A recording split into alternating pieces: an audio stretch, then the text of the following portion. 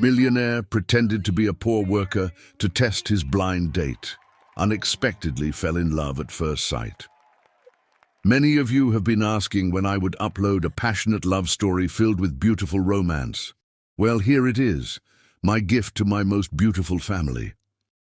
I'm not asking you to watch until the end. Some think I'm begging for views, but you don't know how deeply I love you, my beautiful family.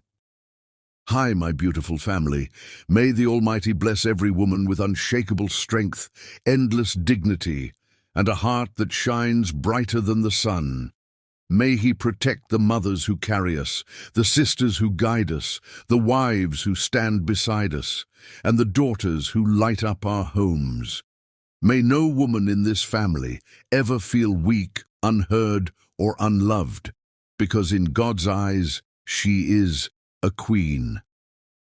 My channel is dying because many of you don't get notifications. Please, just like and comment on this video. It takes only 2 seconds from you, but it gives strength to me and keeps this family alive. Every story I bring is written with love and respect for you. Stay with me until the end, because your trust is my hope and your loyalty is my power. If your heart is true, right, present. If your love is real, right, I am with Mr. Peter. The salt-worn diner on Harbour Street had never seen a millionaire deliberately dressed in threadbare flannel. But then again, Sam Rukin had never been a man who followed expectations. He sat in the corner booth of Maggie's diner, his calloused hands, roughened deliberately over the past week, wrapped around a coffee mug that had seen better decades. The September wind rattled the windows, carrying the scent of ocean and diesel from the docks. His docks, though no one in this establishment would ever guess that the man in the faded workshirt owned half of Belhaven's waterfront. "You sure about this?" Theodore had asked him that morning, standing in the marble foyer of Sam's estate. "Lying to a woman before you've even met her?" "It's not lying," Sam had replied, though the words tasted bitter even then. "It's selective truth. I work at the docks." "That's true." Theodore had shaken his head. "You own the docks, Sam. There's a difference." But Sam was tired, bone-deep, soul-weary tired, of women who saw his bank account before they saw him. The last 3 relationships had ended the same way, with women who spoke of love while their eyes calculated yacht prices and vacation homes. At 32, he wanted something real, something that had nothing to do with the Rukin shipping fortune. The bell above the door chimed, and Sam looked up from his coffee. Time stopped. She walked in like autumn personified, a burgundy dress that complemented her deep brown skin, a wool coat the color of fallen leaves, and eyes that held the warmth of aged whiskey. But it wasn't her beauty that made Sam's breath catch. It was the way she paused at the threshold, closing her eyes briefly to inhale the diner's familiar scent of coffee and pie, a small smile playing at her lips as if coming home. Sophia Benson had been dreading this blind date for a week. Penelope meant well, but the last man she'd set her up with had spent the entire evening explaining why jazz was inferior to classical music, while she, a piano teacher who lived and breathed both, had bitten her tongue bloody. "He's different," Penelope had promised. "He works with his hands, real salt-of-the-earth type, no pretensions." Sophia scanned the diner, and her gaze landed on the man in the corner booth. He was already looking at her, and something in his grey eyes made her stomach flutter in a way it hadn't in years. Not conventionally handsome, his nose had been broken at least once, and his jaw held a stubborn set. But there was something about the way he stood up when he saw her, the old-fashioned gesture both unexpected and touching. "Sophia." His voice was deeper than she'd expected, roughened by sea air. "Sam." Not a question. She knew the way one knows the melody of a song they've never heard before, but somehow recognize. He pulled out her chair, another antiquated gesture that somehow didn't feel performative, and she caught the scent of him. Soap, coffee, and something uniquely masculine that made her pulse quicken. "Theodore didn't tell me much about you." Sam said, settling back into his booth. Just that you were a teacher and that you'd, and I quote, knock my socks clean off. Sophia laughed, a rich sound that made several patrons look over and smile. Penelope told me you were a dock worker who read poetry in his spare time. I accused her of making you up. Do I seem made up? There was something vulnerable in the question, hidden beneath the humor. No, Sophia said softly, studying his face. You seem like someone who's trying very hard to be exactly who he is. The irony of her words wasn't lost on Sam, but he pushed the guilt aside.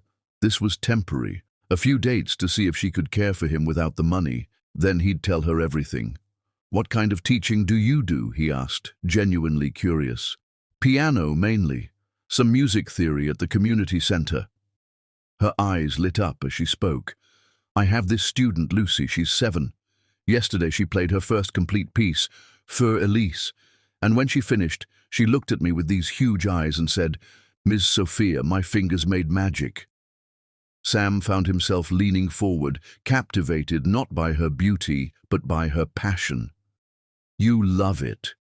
More than anything, music it's the language people speak when words aren't enough. It's how we touch the divine without leaving Earth. She paused, embarrassed. I'm sorry, I get carried away.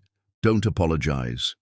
He reached across the table, his fingers barely grazing hers. Passion isn't something to hide. The waitress, Maggie herself, 60 years old and sharp as winter wind, appeared with menus.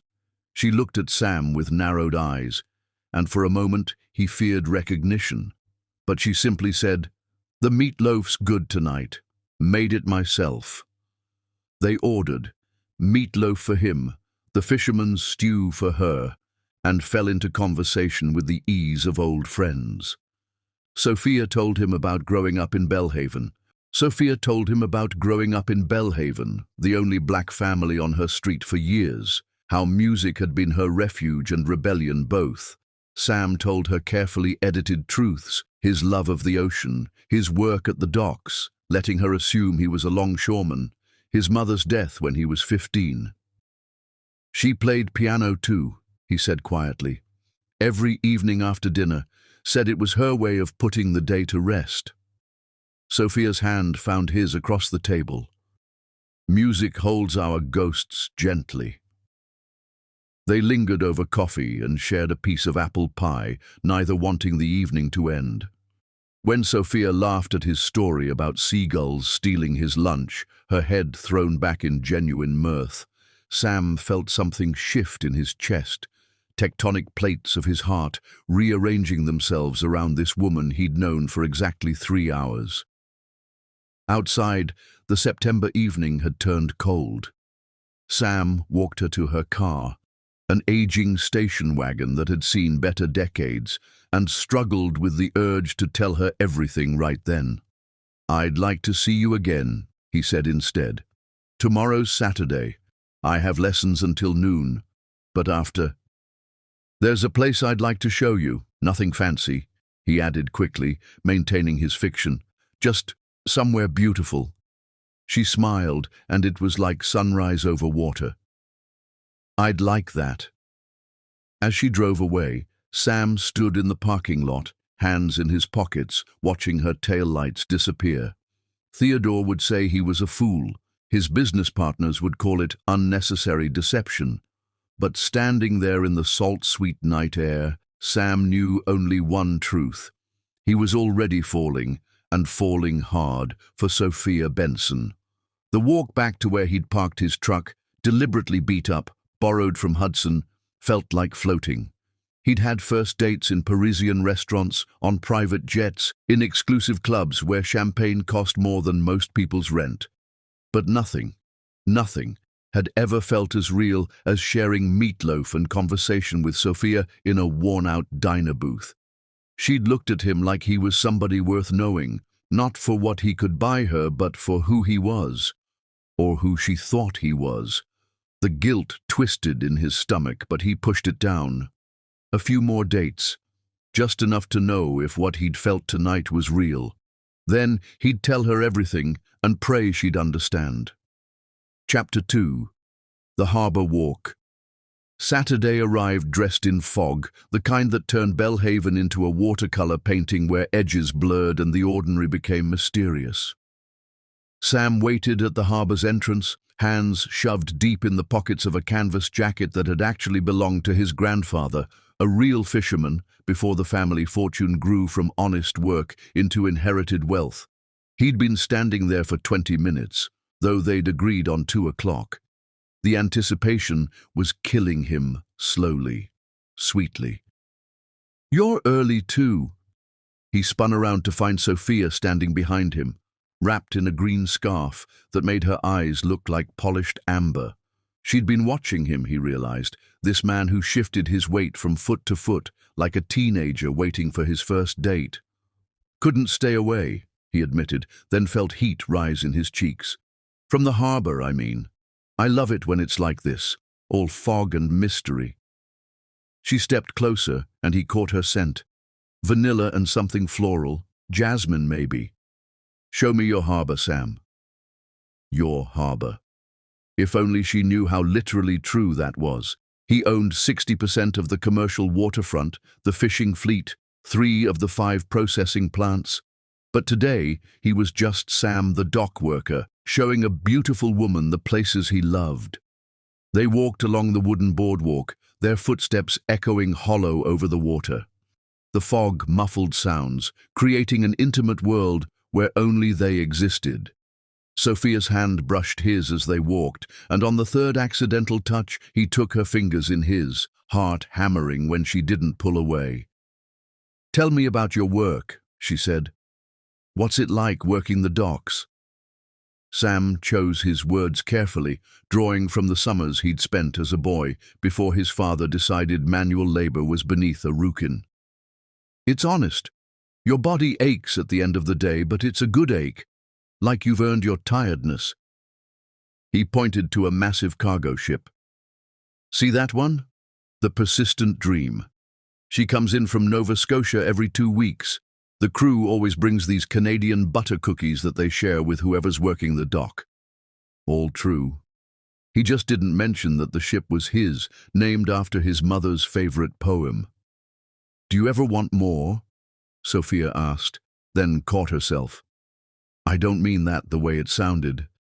I know what you meant." He squeezed her hand gently. "Sometimes I think about it. But more of what? Money doesn't make people happy. I've seen rich folks plenty miserable on their yachts." She laughed, spoken like someone who's never had to choose between groceries and heating oil. The guilt twisted sharper. He'd never faced that choice, never would. His monthly interest alone could heat every home in Belhaven through 10 winters. They reached the string of restaurants along the waterfront. Incident number 1, he thought grimly. This was where he showed her his supposed poverty. The lighthouse restaurant sat pretty on the pier, all white tablecloths visible through fog-kissed windows. "Have you ever eaten there?" Sophia asked, a note of wistfulness in her voice. "Once," Sam lied. He'd been there last week, actually, closing a $1 million deal over lobster thermidor. "For my buddy's wedding. Spent a month's wages on one meal. Good food, but..." He shrugged. "I know a better place." He watched her face carefully, waiting for disappointment. Instead, she smiled. "Lead the way." He brought her to a bench near the fish market, pulled out a thermos of coffee and sandwiches wrapped in wax paper, prepared by his housekeeper Stella, though he'd claim he'd made them himself, if asked. The fog had lifted slightly, revealing the harbour in all its working-class glory, rust-streaked boats, nets being mended, men calling to each other in the universal language of labour. "This is perfect," Sophia said, and meant it. She bit into her sandwich, fresh bread, good cheese, turkey with cranberry sauce, and made a sound of appreciation that sent heat through Sam's body. "Did you make these?" "Family recipe," he said, which was technically true. Stella had been with his family for 20 years. They ate in comfortable silence, watching the harbor's ballet of boats and birds. A seal popped its head up near the pier, studied them with liquid eyes, then disappeared beneath the grey water. "I love that you brought me here," Sophia said suddenly. "Most men would try to impress with fancy restaurants, expensive wine, but this—" She gestured to the harbour, the fog, the simple meal. "This is real. You're showing me what you love, not what you think I want to see." The irony was so sharp it could cut glass. Sam set down his sandwich, appetite gone. "Sophia, I need to tell you something." "No." She pressed a finger to his lips, and the touch short-circuited his brain. "Not yet. I'm enjoying the mystery of you, Sam, whoever you are. Don't solve yourself for me too quickly." She was giving him an out, though she didn't know it. Sam caught her finger, pressed a kiss to its tip that made her breath catch. "Tell me about your dream," he said instead. "If money was no object, what would you do?" Her eyes went distant, seeing something beyond the fog. "I'd open a music school, not just for kids who can afford lessons, but for everyone. There's so much talent in this town that never gets nurtured because piano teachers charge $20 an hour and some families are choosing between music and milk." "What would you call it?" "Haven House of Music." She smiled shyly. "Cheesy, I know, but it's perfect." He was already mentally calculating. There was that empty building on Meridian Street, good bones, decent acoustics. He could buy it through a shell company, make it available at below market rent. That was exactly the kind of manipulation he was trying to avoid. "What about you?" she asked. "If you could do anything." "I'd sail away," he said without thinking. "Just take a boat and disappear into the blue. No expectations, no obligations, just wind and water and freedom." "Why don't you?" "Because I have 300 employees depending on me," he thought. "Because I have contracts and obligations and a fortune that demands constant attention." "Maybe someday," he said instead.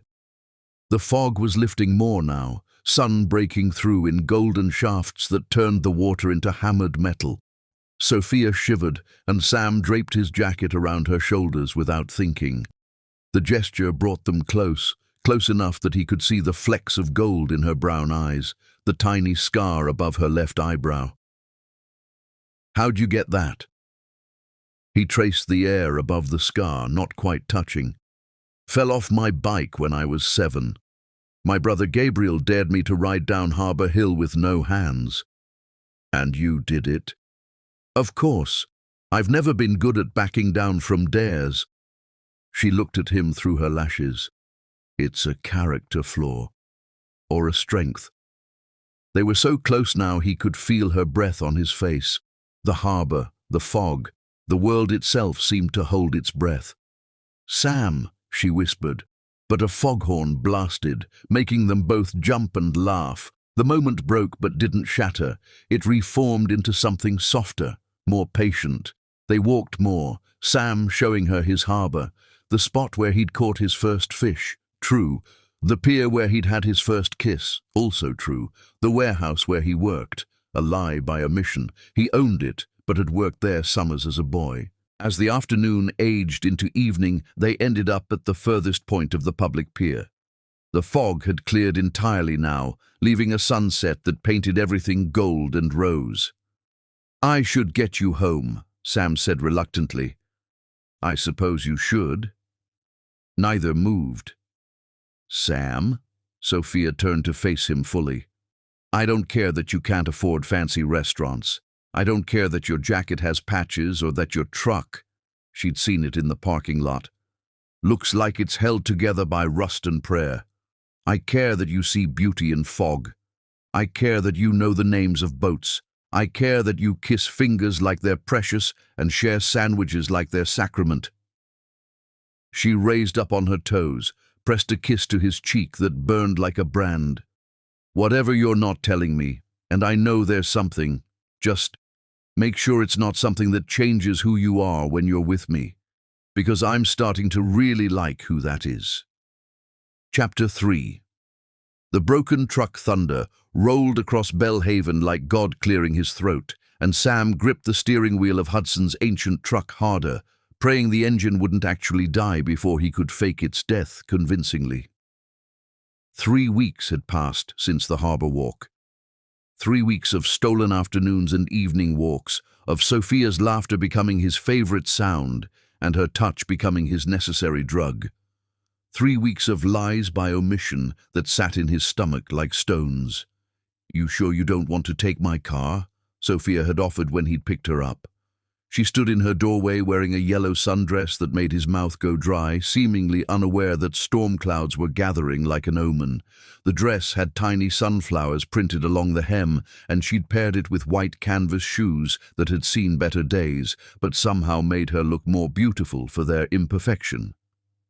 "This old girl's got life in her yet," Sam had said, patting the truck's dashboard. The dashboard responded by producing an ominous rattling sound that was, unfortunately, entirely genuine. "That doesn't sound like life," Sophia had laughed, climbing in anyway. "That sounds like a death rattle." "You wound me and my truck simultaneously," Sam had replied, but he was grinning. This was what Sophia did. She made everything lighter, even his guilt. Now, driving along the coastal road toward the art fair in the next town, Sam watched Sophia from the corner of his eye. She had her window down despite the approaching storm, one hand playing with the wind, humming something that might have been Stevie Wonder or might have been her own creation. The sight of her, comfortable in his supposed poverty, radiant in a dying truck, made his chest ache with something between love and guilt. "You're staring," she said without looking at him. "I'm driving. You're staring while driving. That's probably illegal. Only if I crash. Well, given this truck's condition, that seems likely regardless." The engine coughed as if in agreement, then wheezed, then, right on cue, though Sam hadn't planned it, died completely. "Oh no," Sophia said as Sam guided the truck to the shoulder. "Is it—" "Dead as disco," Sam confirmed, turning the key to produce nothing but clicks. This part wasn't acting. Hudson's truck had genuinely given up. "I'm so sorry, Sophia. I wanted today to be perfect. And now—" "Stop." She placed her hand on his arm, and he could feel the warmth through his shirt. "Adventures are never perfect. That's what makes them adventures. Besides," she looked at the sky through the windshield, "I think we're about to have a bigger problem than a dead truck." The first fat raindrops hit the windshield. Within seconds, it was a deluge, rain hammering the truck's roof like urgent messages from above. "There's an old lighthouse about a quarter-mile up," Sam said, remembering. "It's abandoned but solid. We could wait out the storm there." Sophia's eyes lit up with mischief. "A mysterious lighthouse in a storm? Are you trying to seduce me, Sam, whoever you are? Is it working?" She grinned. "Race you." Before he could protest, she was out of the truck, shrieking with laughter as the rain instantly soaked her. Sam sat frozen for a moment, watching her spin in the rain, her sundress plastered to her skin, her face turned up to the sky like she was receiving a blessing. "Come on, dock worker," she called, "or are you afraid of a little water?" He ran after her, catching up just as she reached the lighthouse. The door was warped, but unlocked. He made a mental note to have someone secure it. The lighthouse was his property after all, and they tumbled inside, breathless and dripping. The interior was dusty but dry, with a spiral staircase leading up to the lamp room. Weak grey light filtered through salt-hazed windows. Sophia wrung out her hair, creating a small puddle on the wooden floor, and Sam couldn't look away from the way the wet fabric of her dress clung to her curves. "Stop looking at me like that," she said, but her voice was warm, teasing. "Like what? Like you want to devour me?" "Maybe I do." The words hung between them, charged as the lightning that flickered outside. Sophia's breath caught, and for a moment Sam thought she might close the distance between them. Then she shivered, genuinely cold, and Sam shrugged off his jacket, wet but warm, and wrapped it around her. Always the gentleman, she murmured, pulling the jacket tight. It smelled like him, salt and soap and something uniquely Sam. "Let's go up," she suggested. "I've never been in a lighthouse before." They climbed the spiral stairs, their footsteps echoing metallically. Halfway up, Sophia stopped, turned to look back at him. "My grandmother used to tell me stories about lighthouses, said they were where earth kissed heaven, where lost souls found direction. What do you think?" "I think," she said slowly, "that sometimes we're all ships in storms, looking for light to guide us home." They continued climbing, and at the top, the lamp room was all windows and dust motes, with an old keeper's chair and a view that, on clear days, would stretch for miles. Today, they could barely see 50 feet through the rain. "It's like being inside a cloud," Sophia said wonderingly. She sat in the keeper's chair, its leather cracked but still solid, and pulled Sam down to sit on the floor beside her, his head against her knee. Without thinking, she began running her fingers through his damp hair. "You have paint under your fingernails," she observed. Sam tensed. The paint was from touching up his yacht that morning, not from any dock work. "Old project," he said vaguely. "Tell me a secret," she said suddenly. "Something nobody else knows." Sam closed his eyes, savoring her touch. He could tell her the biggest secret. "I'm rich. I own this lighthouse. I've been lying since we met." Instead, he chose a different truth. "I haven't felt real in years," he said quietly, "until you. With you I feel like I'm finally who I'm supposed to be." Her fingers stilled in his hair.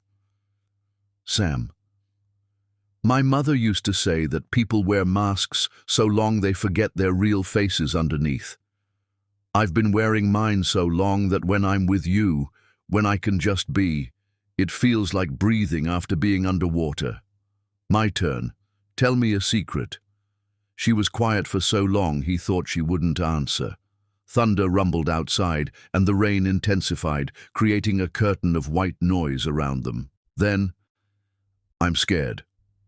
Of this, of us. My last relationship.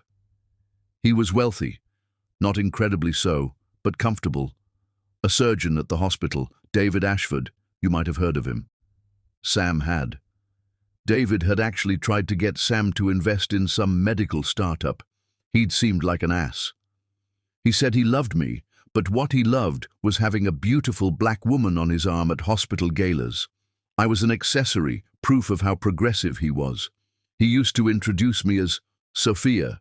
She's actually quite accomplished for...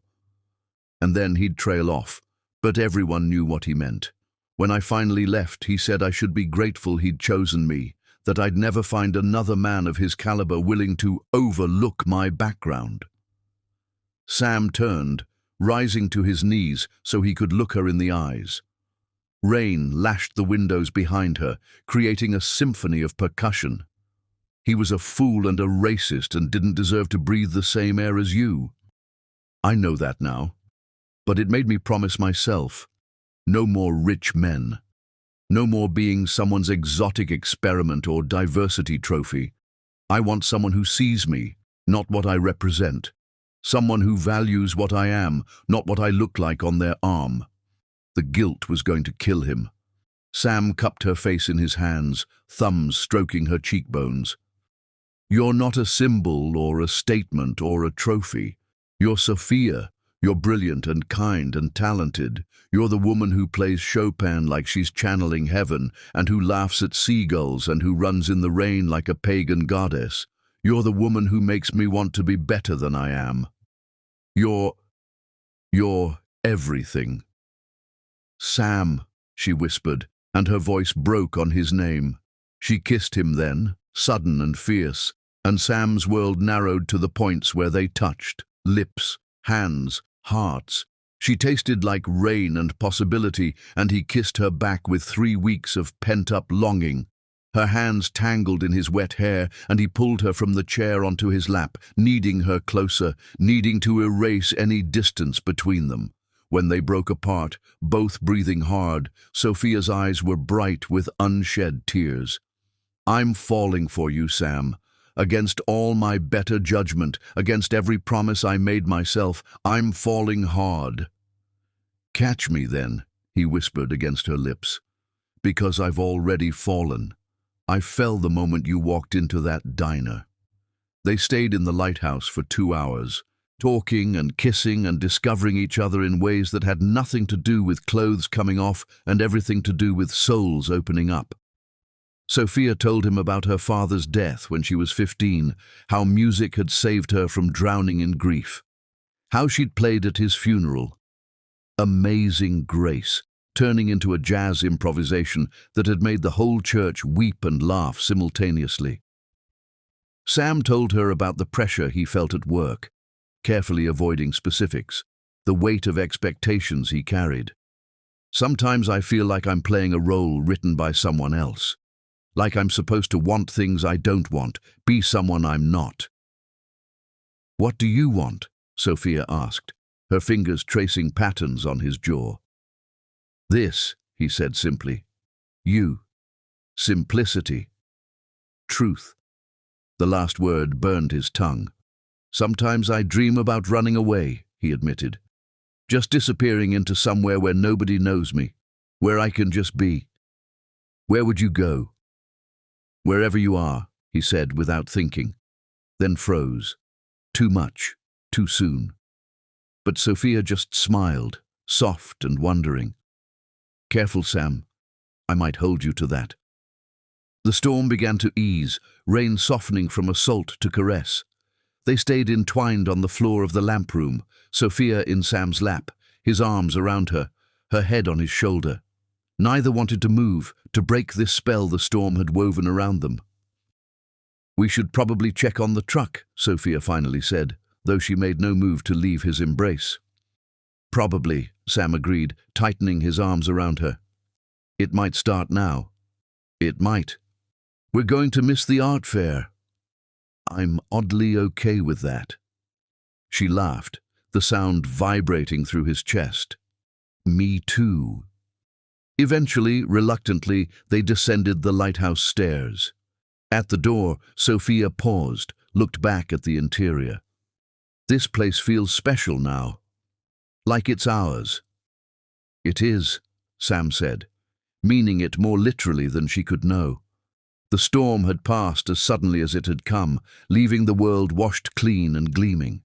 Every surface reflected light, puddles like mirrors, leaves like jewels.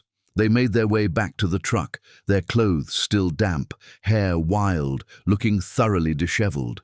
The truck, miraculously, started on the third try. Hudson had mentioned it often did that, played dead then resurrected itself. "It's like magic," Sophia laughed as the engine rumbled to life. "You're magic," Sam said, then immediately cringed. "That was terrible. I'm sorry."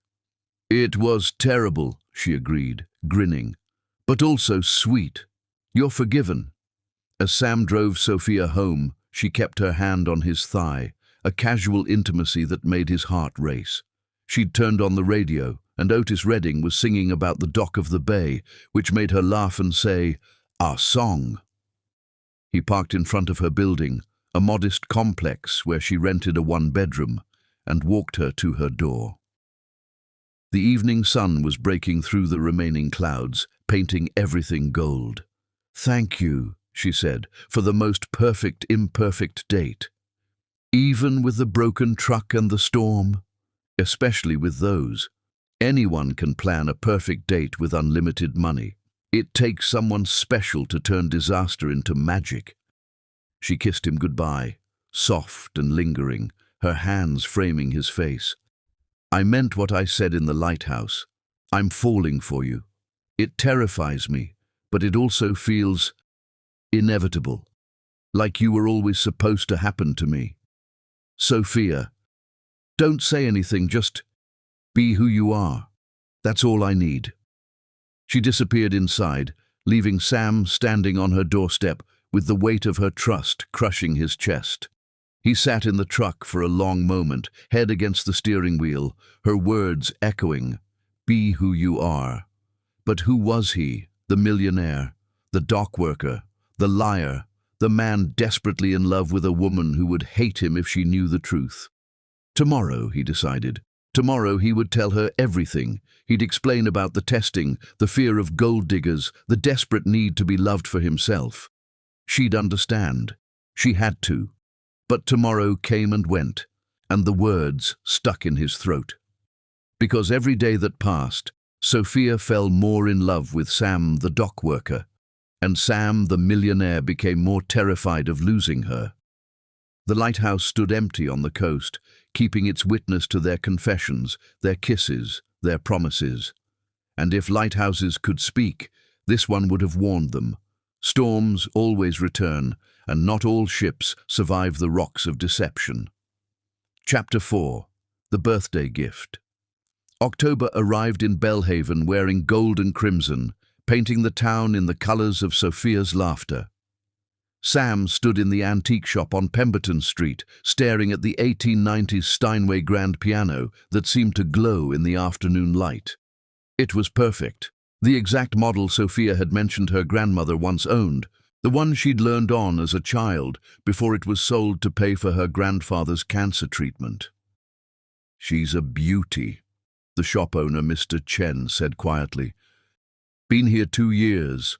Nobody in town can afford her, but I can't bear to ship her elsewhere. Instruments like this should stay close to the sea. The salt air gives them soul."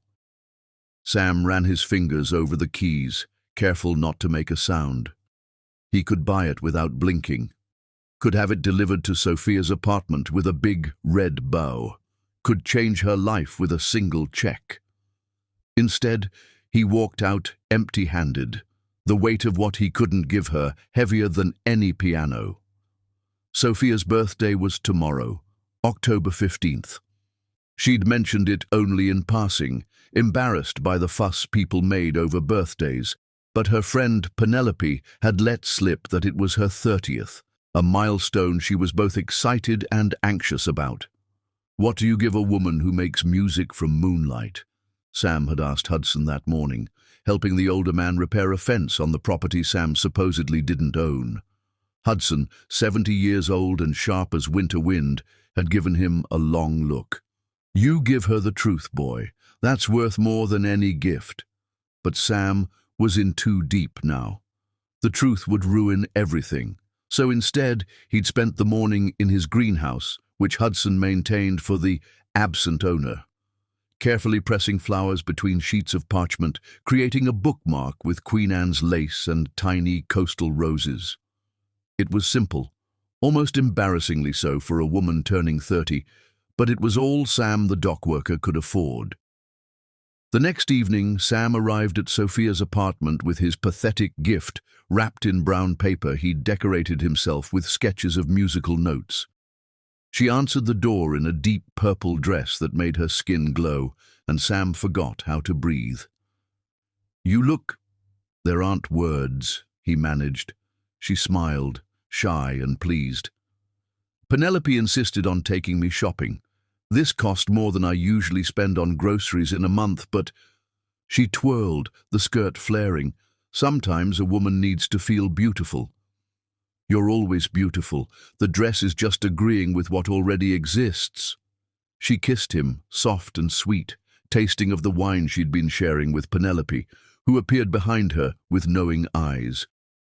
"The dock worker," Penelope said, and something in her tone made Sam nervous. She worked at the country club, had probably seen him there dozens of times. "Sophia talks about you constantly. All terrible things, I'm sure." "Quite the opposite." Penelope's stare was penetrating. "She says you're the most genuine man she's ever met, that you don't pretend to be anything you're not." The words were a knife between his ribs, but Sam smiled through it. "I try to be myself." "We should go," Sophia intervened, sensing tension. "Gabriel's already at the restaurant, and you know how he gets when he's kept waiting." The restaurant was modest. Rosalie's, a family place where birthdays meant free cake and the whole staff singing off-key. Sam had wanted to take her somewhere nicer, but caught himself before suggesting it. Dock workers didn't frequent restaurants with wine lists and tablecloths. Gabriel was indeed waiting, and his expression when he saw Sam was carefully neutral. Sophia's brother was protective, had been since their father died, and he'd made it clear he was withholding judgment on Sam. "The dock worker," he said, echoing Penelope's greeting but with less edge. "The suspicious brother," Sam replied, and was rewarded with Gabriel's surprised laugh. Dinner was boisterous, friends dropping by the table to wish Sophia well. She held court like a queen, gracious and warm, but her hand found Sam's under the table and stayed there, thumb tracing circles on his palm. When the cake came, chocolate with buttercream roses, the whole restaurant sang. Sophia hid her face against Sam's shoulder, embarrassed and delighted in equal measure.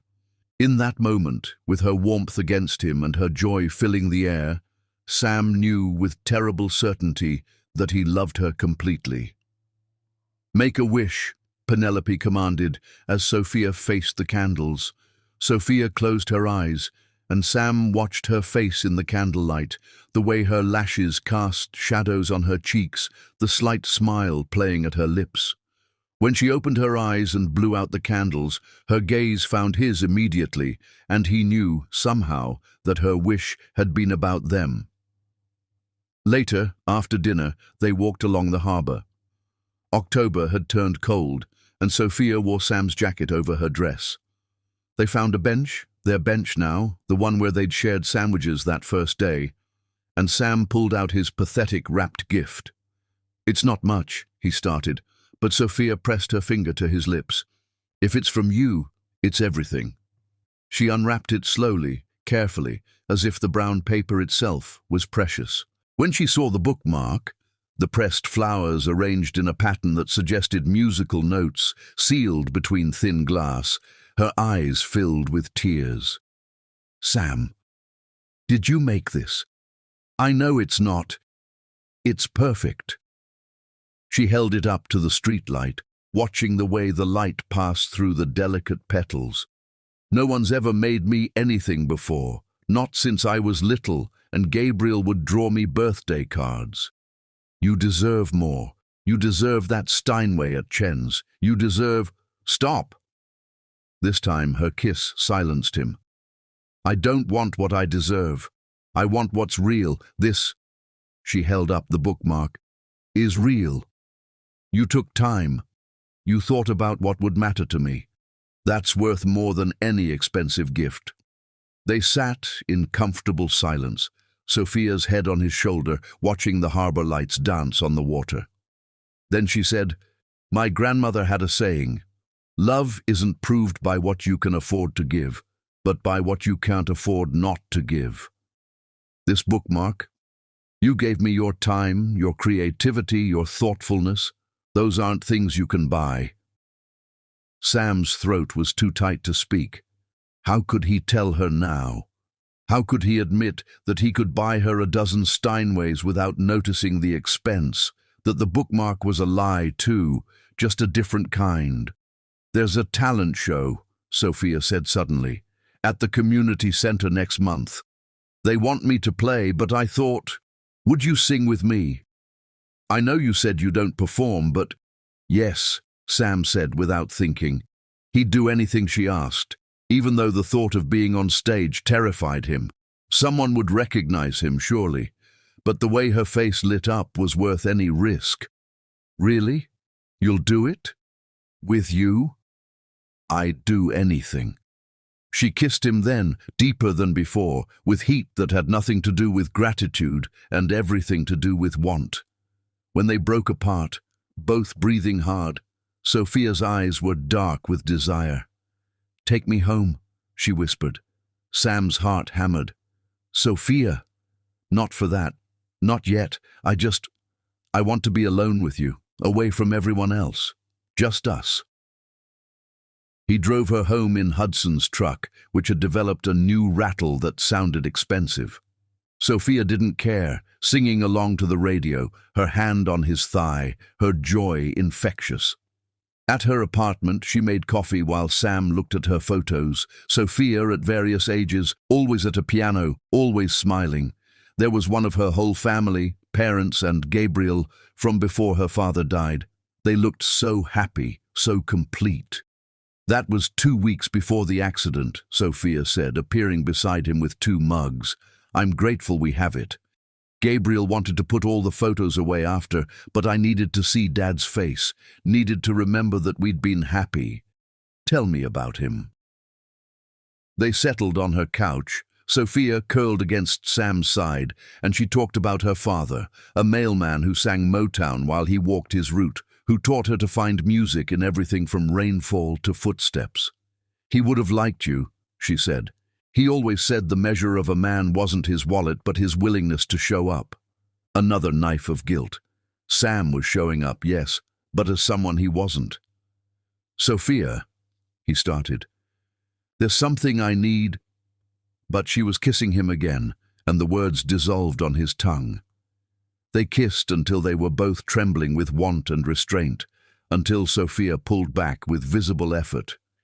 If you don't leave now, I'm going to ask you to stay, she said breathlessly. Sam stood, though every cell in his body protested. Happy birthday, Sophia. Best one yet, she replied, clutching the bookmark like a talisman. As Sam drove home to his empty mansion, he thought about Hudson's words about truth being the best gift. Tomorrow, he promised himself. Tomorrow, he would tell her everything. But tomorrow came with its own excuses, its own fears, its own desperate need to preserve the perfect fiction they'd built together. And the bookmark sat on Sophia's nightstand, catching morning light through pressed flowers, a beautiful lie among so many others. Chapter 5. The Family Dinner. Aurora. Benson's house smelled like heaven was hosting Sunday dinner, and Sam stood on the front porch holding a mason jar of preserves like it was the Holy Grail. Stop fidgeting, Sophia said, squeezing his hand. It's just dinner with my family. Just dinner. Just meeting the mother of the woman he loved. Just sitting across from Gabriel, who'd been suspicious since day one, just maintaining his facade in a house that reminded him painfully of the family dinners he'd lost when his mother died. The preserves, Stella's famous apple butter, felt pathetic in his hands. He could have brought wine worth more than most people's cars, could have had a 5-course meal catered. Instead, he stood there with a mason jar and sweaty palms, playing a part that felt less like protection and more like betrayal with each passing day. The door opened before Sophia could knock. Aurora Benson was a preview of Sophia in 25 years. The same warm eyes, the same regal bearing, the same smile that made you feel like you were coming home. You must be Sam, she said, and pulled him into a hug before he could respond. She smelled like cinnamon and butter, like mothers were supposed to smell. Sophia hasn't stopped talking about you for weeks. Mom, Sophia protested, but she was smiling. I brought this. Sam offered the preserves awkwardly. It's not much, but homemade? Aurora examined the jar with interest. Don't tell me a dock worker knows his way around a kitchen too? Family recipe, Sam said, the half-truth burning his tongue. My aunt taught me. Stella would laugh at being called his aunt, but she'd taught him more about family than most of his blood relatives. The house was warm and lived in, photos covering every surface, jazz playing softly from an old stereo. Nothing matched. The couch was floral, the armchair was plaid, the curtains were striped. But somehow it all worked, creating a harmony that reminded Sam of Sophia's music. Gabriel emerged from the kitchen, drying his hands on a dish rag. His expression was carefully neutral, but his handshake was firm. Sam, good to see you again. You too. Need help in the kitchen? Gabriel's eyebrows rose. You cook. I'm better at eating than cooking, but I can follow directions. That earned him a small smile. Come on then. Mom'll have you peeling potatoes before you can blink. The kitchen was controlled chaos. Aurora conducted the meal preparation like a symphony, assigning tasks with the efficiency of someone who'd raised 2 children alone. Sam found himself beside Gabriel, peeling potatoes, while Sophia and her mother worked on the greens. "So," Gabriel said quietly, "Sophia says you work the docks." "That's right." "Funny. My buddy Theodore works down there. Says he's never seen you." Sam's hand stilled on the potato peeler. "It's a big operation. Lots of shifts." "Mm-hmm." Gabriel's tone was neutral, but his eyes were sharp. "You know, you look familiar. Can't place it, but I swear I've seen you somewhere before." "I have one of those faces," Sam said, forcing his voice to stay level. "Maybe." Gabriel was quiet for a moment, then, "She's been hurt before. The last guy, that surgeon, he did a number on her. Treated her like an accessory, not a person." "She told me." "Did she tell you she didn't eat for a week after? That she stopped playing piano for a month? That she nearly moved away from Belhaven entirely?" Sam's hands clenched around the peeler. "No. She wouldn't. Sophia shows her strength, not her scars. But I'm her brother. I see both." Gabriel turned to face Sam directly. "I don't care if you're rich or poor, black or white, educated or not. But if you're lying to her about something fundamental, if you're playing some kind of game—" "Gabriel!" Sophia appeared in the doorway. "Are you threatening my boyfriend?" "Just talking," Gabriel said mildly. "Man to man." Sophia's eyes narrowed, but Aurora called everyone to the table before she could interrogate further. Dinner was a revelation. The food, roast chicken, collard greens, mac and cheese, cornbread, was incredible, but it was the conversation that enchanted Sam. The Bensons talked over each other, laughed at inside jokes, argued about everything from politics to the proper way to season greens. It was chaotic and warm, and everything family should be. "Tell us about your people, Sam," Aurora said, passing him more cornbread. "Sophia says you don't talk much about family." The table went quiet, everyone looking at him with interest rather than suspicion. "Not much to tell," Sam said carefully. "My mother died when I was 15. Cancer. My father ... He paused, choosing his words. "We don't speak. He wanted me to be something I'm not." All true, though his father's vision had involved taking over the family empire, not working the docks. Aurora reached across the table to squeeze his hand. "I'm sorry about your mother. Losing a parent young changes you." "It does," Sophia agreed softly, her hand finding his under the table. "But you know," Aurora continued, "family isn't just blood. It's the people who show up, who stay, who see you for who you really are." The words were meant as comfort, but they twisted in Sam's chest like a blade. After dinner, they moved to the living room. Sophia played piano, an old upright that was slightly out of tune, but perfect in its imperfection. She played Motown for her father's memory, jazz for her mother's joy, classical for her own soul. Sam watched her, lost in the music and the woman creating it. "You should sing something," Aurora suggested. "Sophia says you have a beautiful voice." "I don't—" "Please." Sophia looked at him from the piano bench. "Just one song?" He couldn't refuse her anything. Sam joined her at the piano, and she began playing something slow and sweet. He sang, an old folk song his mother had loved, and watched Sophia's face transform with wonder. "You've been holding out on us," Gabriel said when the song ended. "That's a trained voice." "Church choir as a kid," Sam lied. It had actually been private lessons from a Broadway vocal coach, preparation for the public speaking his father had insisted on. As the evening wound down, Aurora pulled Sam aside while Sophia helped Gabriel with dishes. "I want to thank you," she said quietly. "For what?" "For bringing my daughter back to life. She was just existing after that fool doctor. But since you—" Aurora smiled. "She plays happy music again. She laughs from her belly, not just her throat. She's Sophia again." "She saved me too," Sam said, and meant it. I was lost before her. Aurora studied his face. You're carrying something heavy. I can see it in your eyes. Whatever it is, don't let it poison what you have with her. Some things are worth more than pride or fear or whatever's keeping you silent. Before Sam could respond, Sophia appeared. Ready to go? Outside, the October night was crisp and clear. They stood by Hudson's truck, Sophia wrapped in Sam's arms. Thank you, she said against his chest, for tonight, for being wonderful with my family. They're easy to be wonderful with. She pulled back to look at him. Gabriel wasn't giving you a hard time, was he? He's protective. I respect that. I'd be the same if I had a sister like you. Like me, how? Brilliant, beautiful, talented, worth protecting. She kissed him, soft and deep. I don't need protecting, Sam. I just need honesty. Promise me, whatever happens, you'll always be honest with me. The lie stuck in his throat like glass.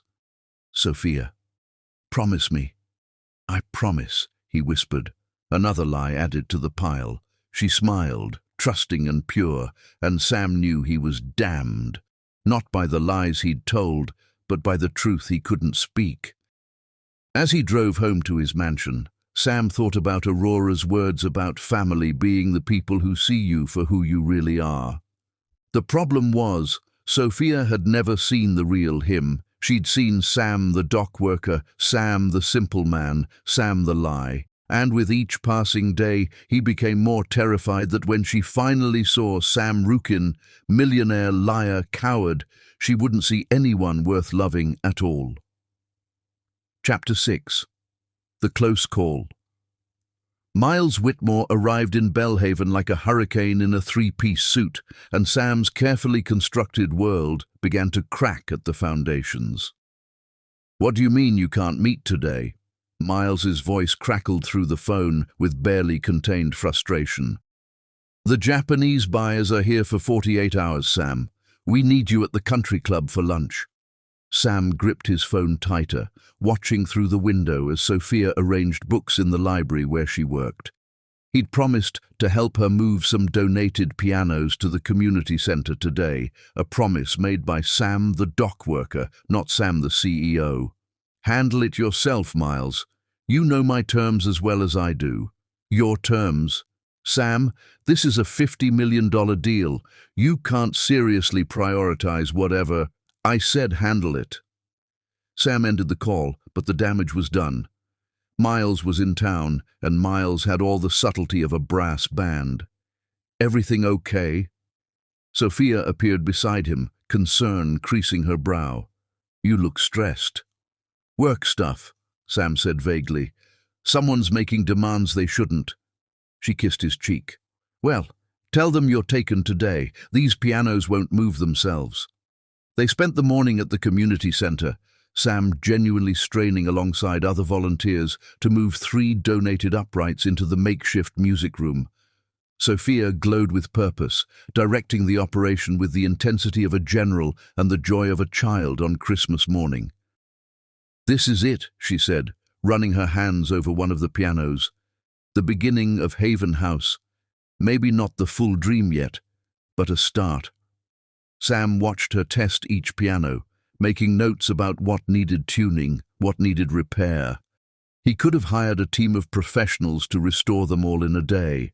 Instead, he held his tongue and held her toolbox while she did preliminary adjustments herself. Mr. Sam! He turned to find Lucy, Sophia's 7-year-old student, racing toward them with the uncontained energy of childhood. Lucy! Sophia laughed as the girl launched herself at her teacher. What are you doing here? Mama's volunteering in the kitchen. Can I help with the pianos? Please?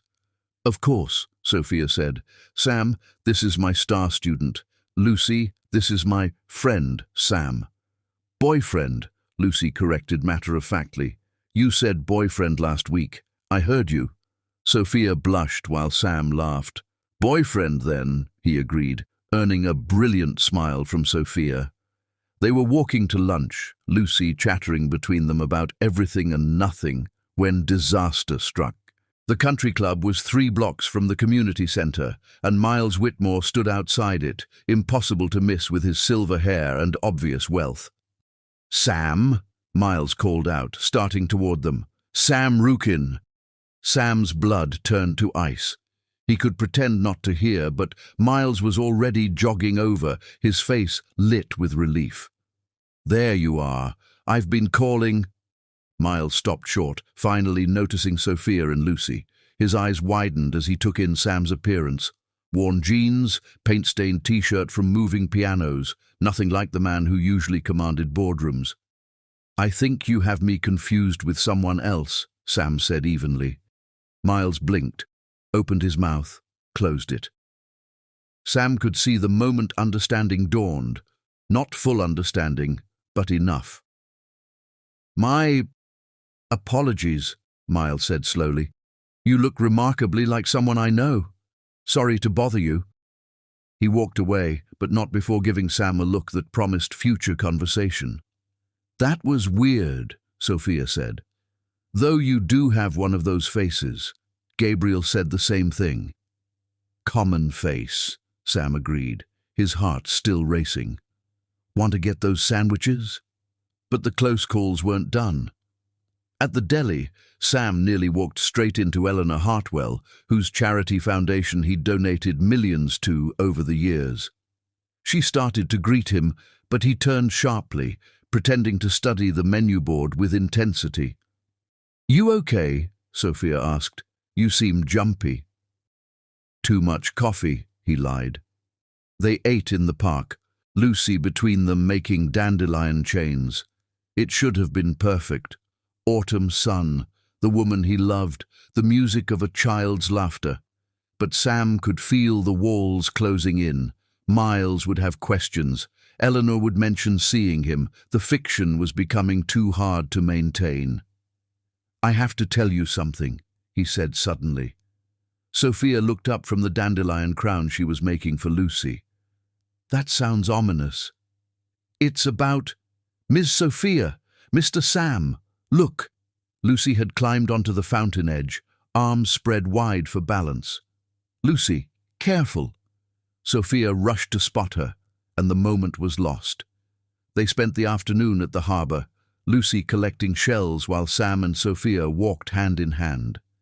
Everything should have been perfect, but Sam could feel time running out like sand through his fingers. As evening approached, they returned Lucy to her mother and walked back toward the library where Sophia had left her car. That's when Sam saw him. Miles again, this time with 2 Japanese executives, all heading toward the harbour restaurant. "I need to—" Sam gestured vaguely toward the public restroom. "I'll catch up." He ducked away, but not before one of the executives noticed him. Sam saw recognition flicker across the man's face. They'd met at a conference in Tokyo last year. When he returned, Sophia was chatting with Penelope, who'd appeared from nowhere with that knowing look she'd been wearing more frequently. "Sam," Penelope said, her tone loaded with meaning. "How's the dock work treating you?" "Can't complain." "I bet you can't." She turned to Sophia. "I need to borrow you tomorrow. Wedding planning emergency." "Whose wedding?" Sophia asked. "Mine, hopefully, someday. But I need to know which venues are worth it. The country club's having an open house. Very exclusive usually, but tomorrow anyone can tour." "I don't really do country clubs," Sophia said. "Come on," Penelope pressed. "Free champagne, tiny foods on sticks. Besides, you might be surprised who you see there." Her eyes flicked to Sam, and he knew, she knew. Somehow, Penelope had figured it out. "Maybe," Sophia said. "Sam, want to come?" "I have to work," he said quickly. "The boats, big shipment." "On Sunday? Shipping never sleeps." Sophia looked disappointed but didn't push. They said goodbye at her car, and she kissed him with a tenderness that felt like goodbye, though she couldn't know it might be. "I love you," she said against his lips. "Whatever's bothering you, whatever you're worried about, we can face it together. You know that, right?" "I know," he whispered, hating himself for the lie. That night, Sam sat in his study, writing and discarding letter after letter. How did you tell someone that everything they knew about you was a lie? How did you explain that you'd fallen in love while wearing a mask, and now you couldn't take it off without losing everything? Miles called. Want to explain what that was about today? It's complicated. Sam, you can't keep living two lives. It's going to explode, and when it does... I know. The Japanese team recognized you, by the way. I told them you have an identical twin who's a dock worker. They found it amusing. Thanks. Don't thank me. Fix this. That woman, Sophia, she deserves the truth. Sam knew Miles was right. Tomorrow, he decided. Tomorrow at the country club, if she showed up, he'd tell her everything. Better she hear it from him than discover it herself. But tomorrow had its own plans, and the truth had a way of revealing itself in the worst possible way, at the worst possible time. The letter he finally wrote sat on his desk, unsigned. My dearest Sophia, I am not who you think I am, but everything I feel for you is more real than anything I've ever known. Please forgive me for the lie that brought us together, and please believe that the love that grew from it is the only truth that matters. Forever yours, the man you're still teaching to be himself. He sealed it in an envelope, wrote her name on the front, and left it on his desk. Tomorrow, he'd either give it to her or tell her in person. Tomorrow, everything would change. Chapter 7. The Revelation. The Belhaven Harvest Festival arrived dressed in gold and crimson, with the salt-sweet smell of caramel apples and the distant music of a fiddle band. Sam stood at their usual meeting spot near the harbor entrance, watching families stream past with children clutching cotton candy and couples holding hands. He'd practiced his confession 100 times. Sophia, there's something I need to tell you. I'm not who you think I am, but I am who I want to be when I'm with you. The words felt hollow, insufficient for the magnitude of his deception. His hands shook slightly as he checked his watch. She was 5 minutes late, unusual for her. Maybe she sensed something. Maybe she already knew. You look like you're facing execution. He spun to find Sophia approaching, and his breath caught as it always did. She wore a rust-colored sweater that made her skin glow, her hair crowned with a flower wreath she'd probably bought from one of the vendors. She looked like autumn itself come to life. But there was something in her eyes, a questioning, an uncertainty he hadn't seen before. You're beautiful, he said, because it was true, and because the words he needed to say were choking him. She kissed him, tasting of apple cider and cinnamon, but pulled back sooner than usual. You've been distant all week. Are we okay? We're... The lie stuck in his throat. Sophia, there's something... Later, she said, but her smile didn't quite reach her eyes. Come on, melancholy man. Let's find some joy. We can talk about whatever's bothering you after. They wandered through the festival, hand in hand, but the usual magic felt forced. Sophia insisted on trying every sample, playing every carnival game, dancing to every street musician, but Sam could feel her watching him, sensing the weight he carried. When a little girl ran past them chasing bubbles, Sophia's face lit up with genuine joy, and Sam felt his heart break preemptively. This might be their last perfect moment. Remember when we met Lucy here last year? Sophia said suddenly. She was so shy then. Now she performs in front of the whole class. You changed her life, Sam said. Music changed her life. I just introduced them. She paused at a booth selling handmade jewelry, fingering a simple silver bracelet. Isn't it strange how the smallest gestures can alter everything? The irony wasn't lost on him. You're quiet, she observed, as they shared a funnel cake, powdered sugar dusting her nose. More than usual, I mean. Sam, whatever it is, you can tell me. That's what we do, right? Tell each other everything. Sophia, Sam. Penelope appeared through the crowd like a herald of doom, and she wasn't alone. With her was a man Sam recognized with sinking dread, James Harrison from the Belhaven Gazette, who'd interviewed him just 3 weeks ago about the harbor expansion project. Sam's blood turned to ice. He could see it happening in slow motion, Penelope's determined expression, James's recognition dawning, Sophia's confusion. This was it. The moment his carefully constructed world would shatter. "James, these are my friends I was telling you about," Penelope said, her eyes locked on Sam's with unmistakable purpose. "Sophia and Sam. You might know Sam from around town." James extended his hand to Sophia, then turned to Sam. His eyes widened in recognition, then confusion, then a sort of delighted surprise. "Mr. Rukin, what are you doing? Is this some kind of undercover boss situation?" "You must have me confused with someone else," Sam said desperately, but his voice cracked on the lie. "Confused?" James laughed, the sound cutting through Sam like glass. "We just did that whole spread about the harbor development. 3 hours of interviews, remember? You served me that imported coffee in your office with the view of, though I have to say, this is quite a different look from the suit and—" "What's he talking about?" Sophia's voice was small, confused, but underneath was the beginning of something else. Realization, perhaps, or betrayal. Penelope pulled out her phone with the efficiency of an executioner. "I wanted to check something I've been wondering for weeks. James, isn't this the man you interviewed?" She showed him the screen, the Gazette's website, Sam's photo, prominent above an article titled, "Rukin Shipping Expands, CEO Promises 200 New Jobs." Sophia grabbed the phone before James could answer.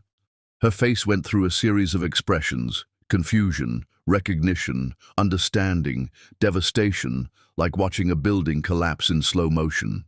"That's him," James confirmed unnecessarily. "Samuel Rukin.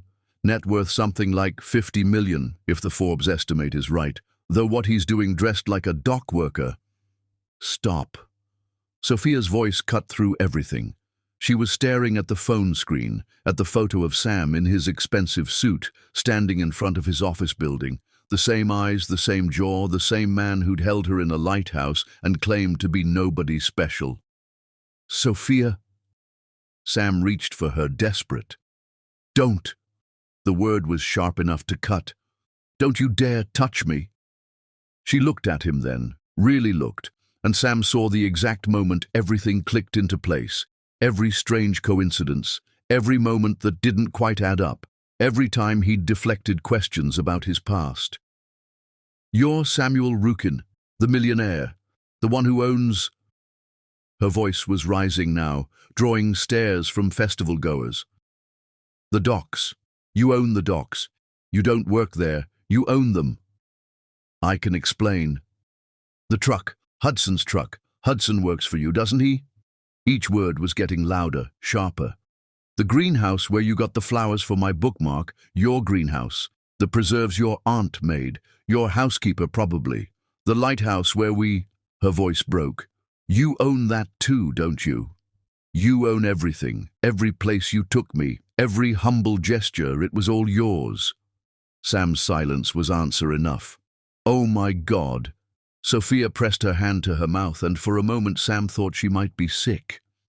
"The whole time, from the very beginning, from that first night at Maggie's diner, you were—" "What? Testing me? Seeing if the poor black girl would fall for you without the money? Was I an experiment? A game?" "It wasn't like that." "Then what was it like, Sam? Or should I call you Mr. Rukin now? Your Highness, Master of the Harbor?" People were definitely staring now, some pulling out phones. James had the decency to look uncomfortable and mumbled something about finding his wife before disappearing. But Penelope stayed, watching with a mixture of satisfaction and sympathy. "You knew," Sophia said to her friend, and the betrayal in her voice was almost worse than the anger. "You knew, and I suspected for weeks. Then I knew for certain when I saw him at the country club last month. I tried to hint, to give him chances to tell you himself. But he didn't. So I thought you deserved to be humiliated in public." Sophia's voice was rising to a near shout. "To find out the man I love has been lying to me for 2 months in front of the whole town." "You love me," Sam said desperately, clinging to this one truth. "That's real. What we have is real." Sophia laughed, but it was sharp, bitter, nothing like her usual joy. It was the sound of something breaking. "What we have? We have nothing. We never did. I fell in love with a dock worker who made me bookmarks and shared sandwiches and couldn't afford nice restaurants. That person doesn't exist. He's a character you played, and I'm the fool who bought the performance. He does exist. You're a millionaire who was playing dress-up. Was it fun, watching me be grateful for tiny gestures when you could have bought me anything? Listening to me talk about my dreams for a music school when you could fund it with pocket change? God, I saved for 3 weeks to take you to dinner for your birthday. I spent grocery money because I wanted to give you something special. Were you laughing at me the whole time? Never. Sophia, I would never. I wanted you to love me for me. For you." Sophia's eyes were bright with tears she wouldn't let fall. "I don't even know who you are. Everything was a lie. Every single thing. Every word, every gesture, every moment. Not everything. My feelings. Your feelings." She stepped closer, and he could see the devastation in her eyes, the complete shattering of trust. "You want to know what I feel? I feel stupid. I feel used. I feel like a fool who was so desperate to believe in love that I missed every red flag. Gabriel was right. He said something was off about you, but I defended you. I told him he was being paranoid." "Sophia, please. Do you know what the worst part is?" Her voice dropped to almost a whisper, which was somehow worse than shouting. "I told you about David. I opened up about how he made me feel like a specimen, like an exotic pet. And the whole time, you were doing worse. At least he was honest about his money, about who he was. You made me fall in love with an illusion. You let me be vulnerable with someone who didn't exist. The money doesn't matter." "You're right," she said, and for a moment, hope flared in Sam's chest. Then she continued, "The money doesn't matter. The lying does. The manipulation does. The complete lack of respect for me, for my intelligence, for my right to make an informed choice about who I was falling in love with. That matters. You took away my agency, Sam. You decided what I could and couldn't handle. You played God with my heart." She turned to leave, but Sam caught her arm, desperate. "Please, 5 minutes, let me explain, let go of me." Her voice was ice. He did, immediately, his hand dropping like it had been burned. "I trusted you," she said, not looking at him, tears finally falling freely.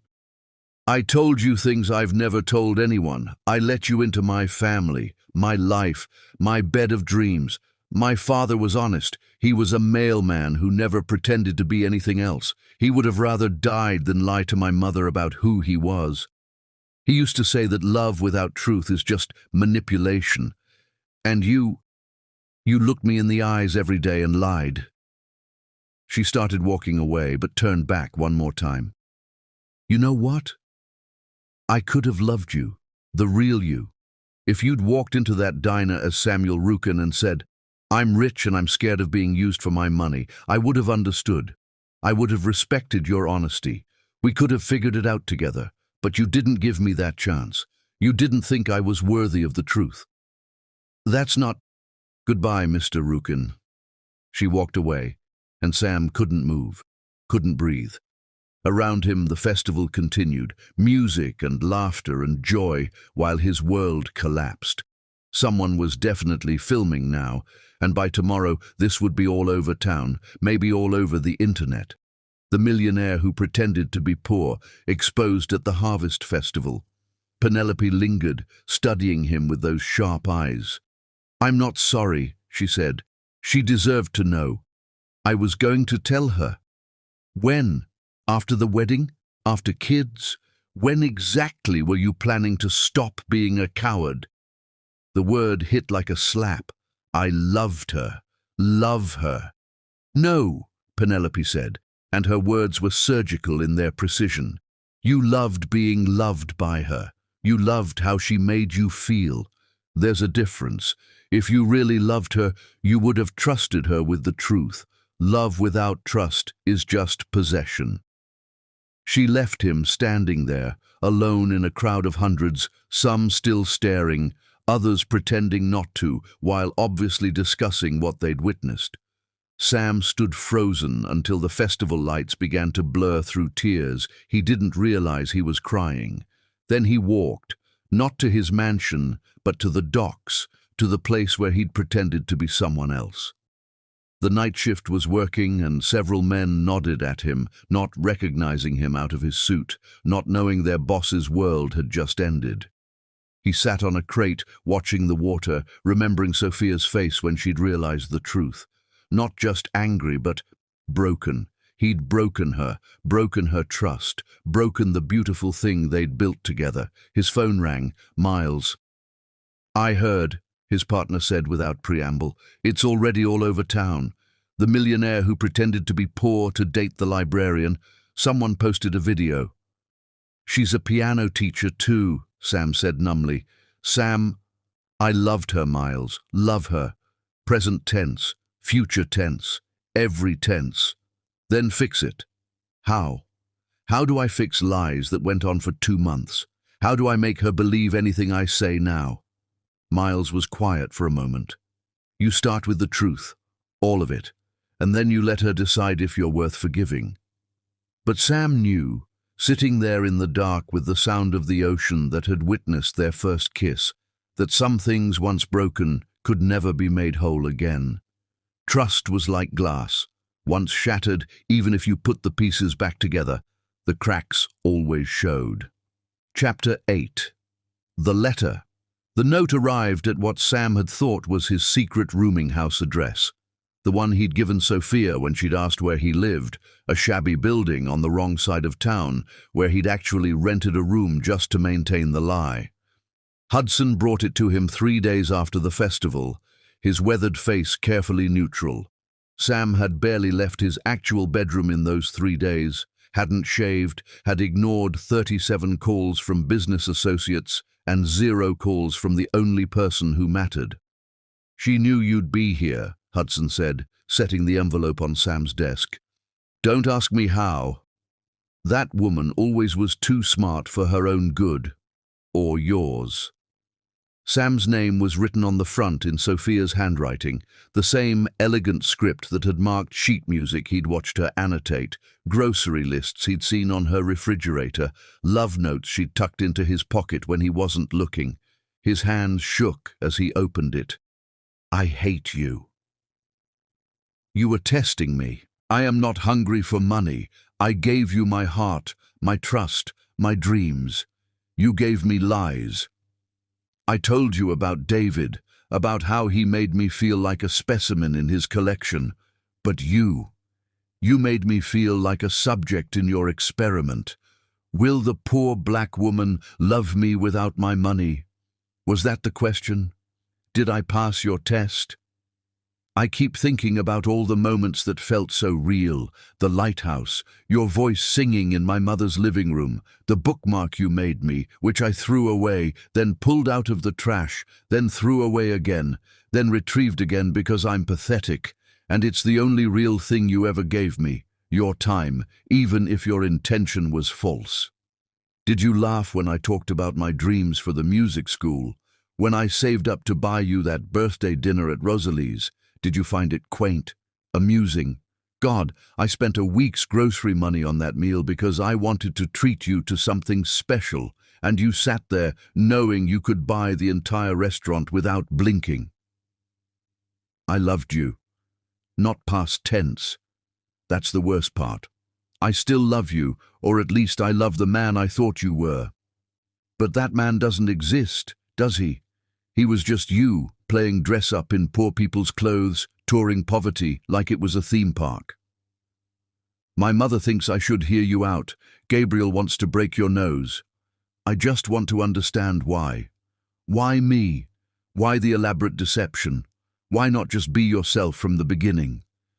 But I know the answer, don't I? Because you didn't think yourself was enough. Or worse, you thought I wasn't enough to handle the truth of you.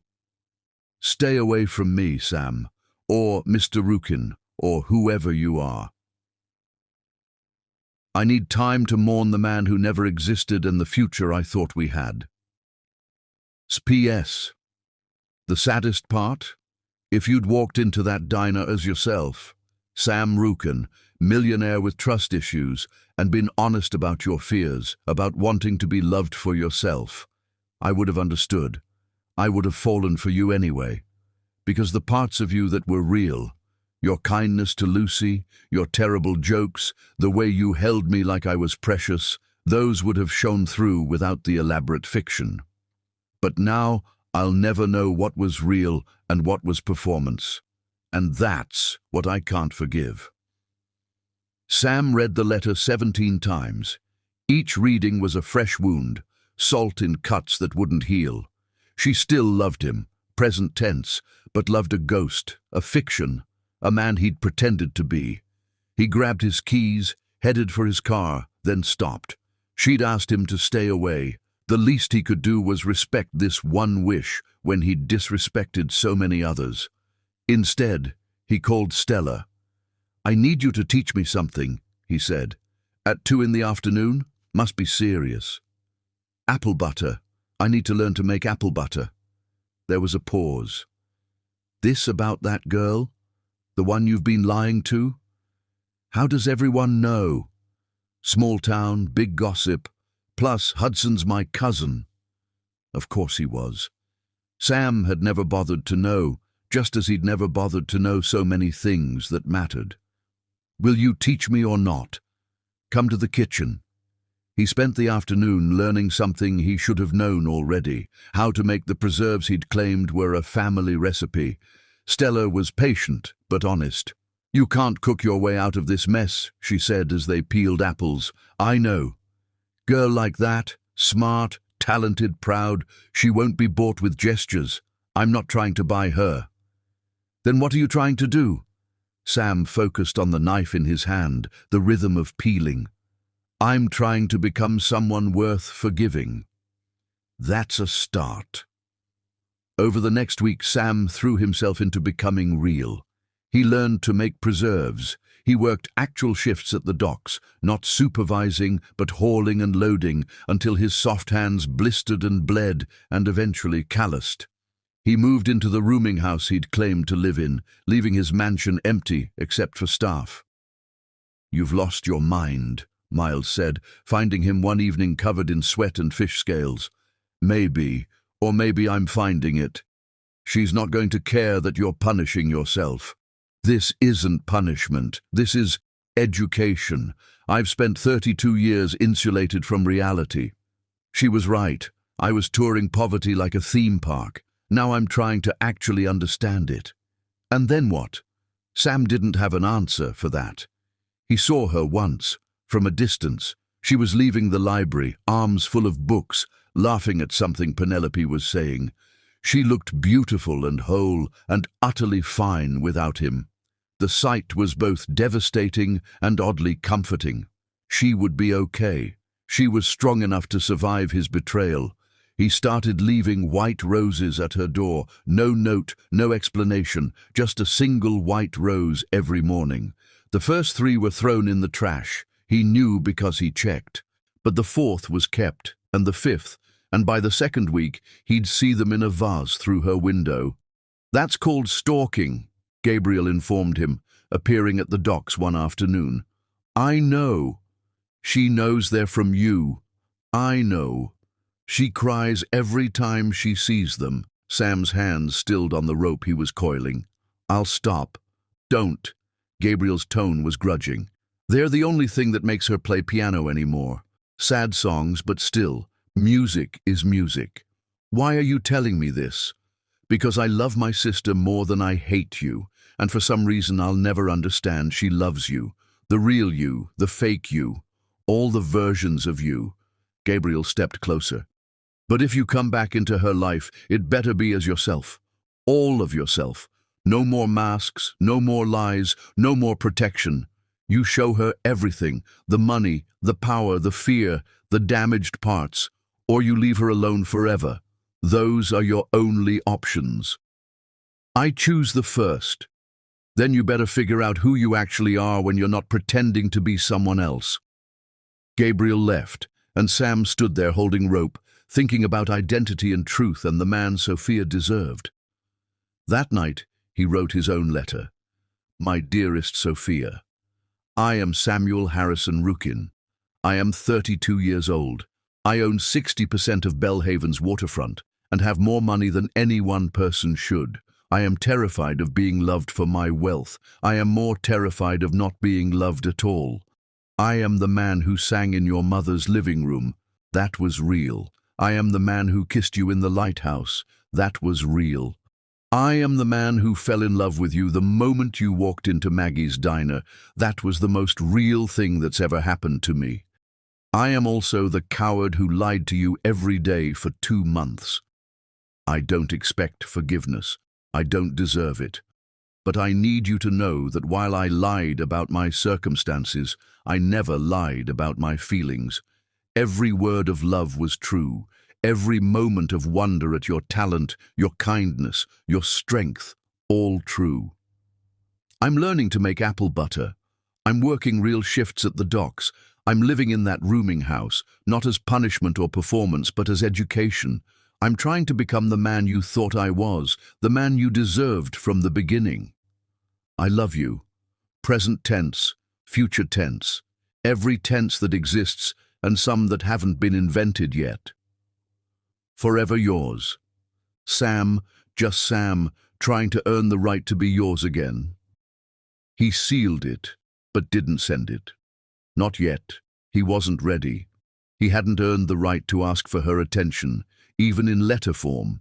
Instead, he kept working, kept learning, kept leaving roses at her door. And somewhere across town, Sophia kept playing sad songs and keeping those roses, waiting for something she couldn't name. Chapter 9. The longing 3 months was enough time for skin to replace itself completely, for seasons to change, for the human heart to learn new rhythms. But it wasn't enough time to forget the sound of someone's laugh, or the way they took their coffee, or how they looked in the morning light. February in Belhaven was grey and unforgiving, the ocean the colour of old steel, the sky pressing down like a weight. Sam stood at the docks in the pre-dawn darkness, waiting for the morning shift to begin. His hands were different now, rough, scarred, capable. He'd lost 15 pounds of soft executive weight, gained muscle and calluses, and the respect of men who worked with their bodies. You don't have to keep doing this, Hudson said, appearing with 2 cups of coffee. Point's been made. What point? That you're sorry, that you're willing to suffer, that you've learned your lesson. Sam accepted the coffee gratefully, warming his hands on the cup. This isn't about making a point. I'm not sure what it's about anymore. He'd kept his promise to stay away from Sophia, though it was killing him by degrees. The white roses still appeared at her door every morning. He paid a neighborhood kid to deliver them now, couldn't trust himself to be that close to her. He heard about her through the town's gossip network. She was teaching more students, had organized a winter concert at the community center, was dating no one despite Penelope's attempts at matchmaking. She played at the church last Sunday, Hudson offered carefully. Beautiful piece. Made half the congregation cry. What was it? Something she composed, called it the Dockworkers' Waltz. Sam's throat tightened. She wrote a piece? Apparently she's been composing a lot lately. Penelope says she's got a whole notebook full, all variations on the same theme. What theme? Hudson gave him a long look. Loss. The word sat between them like a physical thing, heavy and undeniable. Across town, Sophia sat at her piano in the early morning darkness, playing the same melody she'd been refining for weeks.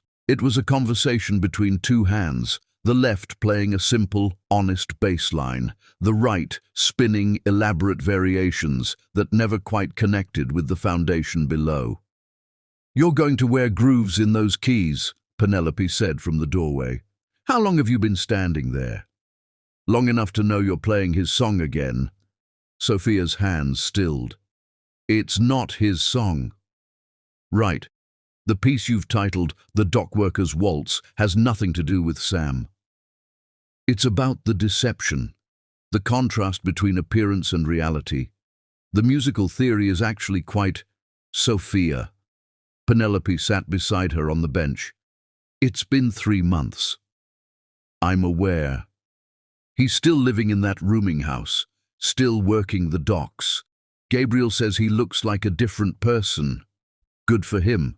The roses still come." Sophia glanced at the vase on her mantel, 7 white roses in various stages of bloom and decay. She couldn't bring herself to throw them out anymore, just added each new one to the collection. "He's respecting your wishes," Penelope continued, "staying away, but the whole town can see you're both miserable."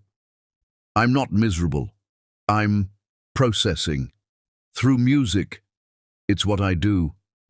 "Then play me the whole piece, start to finish." Sophia hesitated, then positioned her hands. The waltz began simply, 3/4 time, a melody that suggested work songs and sea shanties. Then it complicated, the right hand adding ornamentations that spoke of marble halls and crystal chandeliers. The two parts danced around each other, sometimes in harmony, sometimes in conflict, never quite resolving.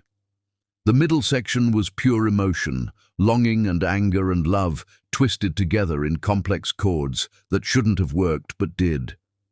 It was the lighthouse, the birthday dinner, the festival revelation, all transformed into sound. The final section brought back the simple melody, but changed, informed by everything that came before, richer for its journey through complexity, but somehow sadder too. It ended on an unresolved chord, a question hanging in the air. "That's heartbreaking," Penelope said quietly. "It's supposed to be, you still love him. I love who I thought he was." "No," Penelope said firmly. "You love who he actually is. You're just afraid to admit it because that means forgiving him." "He lied to me." "Yes, he did. Spectacularly, stupidly, completely." Penelope took Sophia's hand, but not maliciously. He was a scared, damaged man who wanted to be loved for himself. His methods were wrong, but his motivation was human. "You're defending him? You're the one who exposed him." "I exposed him because you deserved the truth. But I've watched him these 3 months. He's not playing at being poor anymore. He's actually working, actually living in that horrible rooming house, actually trying to become the man you thought he was." "Why?" "You'd have to ask him." Sophia stood abruptly, moving to the window. Outside, February was doing its best to be depressing. "I can't. If I see him, if I talk to him, You'll what?" "I'll forgive him. And I'm not ready for that." "When will you be?" "I don't know. Maybe never."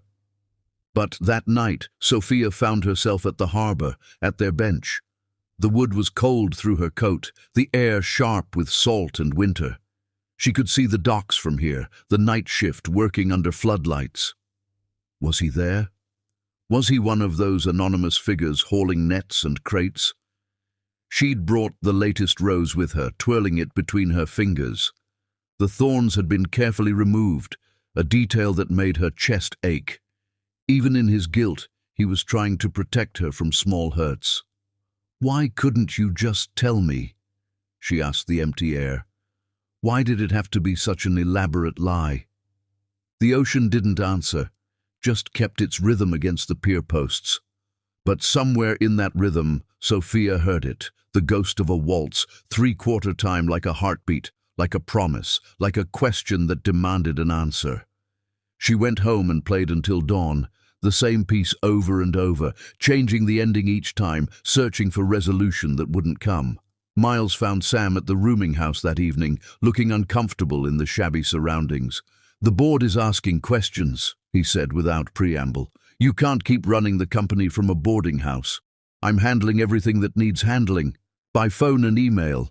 Sam, you haven't been to the office in 3 months. People are talking. Let them talk." Miles studied him. "You've made your point. You've proven you can live without money. Now what?" "Now I keep living." "That's not living. It's penance, and she's not even here to see it." "This isn't for her." "No." Sam set down the book he'd been reading, poetry, something Sophia had mentioned loving. "Maybe at first it was. But now, I needed this, Miles. Needed to know who I was without the money, without the power. Needed to work until my body ached. Needed to earn things instead of buying them." "And who are you?" Sam thought about it. "I'm someone who loves the ocean at dawn. Who's good with his hands? Who can make apple butter from scratch now? Who reads poetry badly but with enthusiasm?" He paused. "Who loves a woman completely and might have lost her forever? So, go tell her that. She asked me to stay away. 3 months ago, things change." "Have they? Has she forgiven me?" Miles didn't answer, which was answer enough.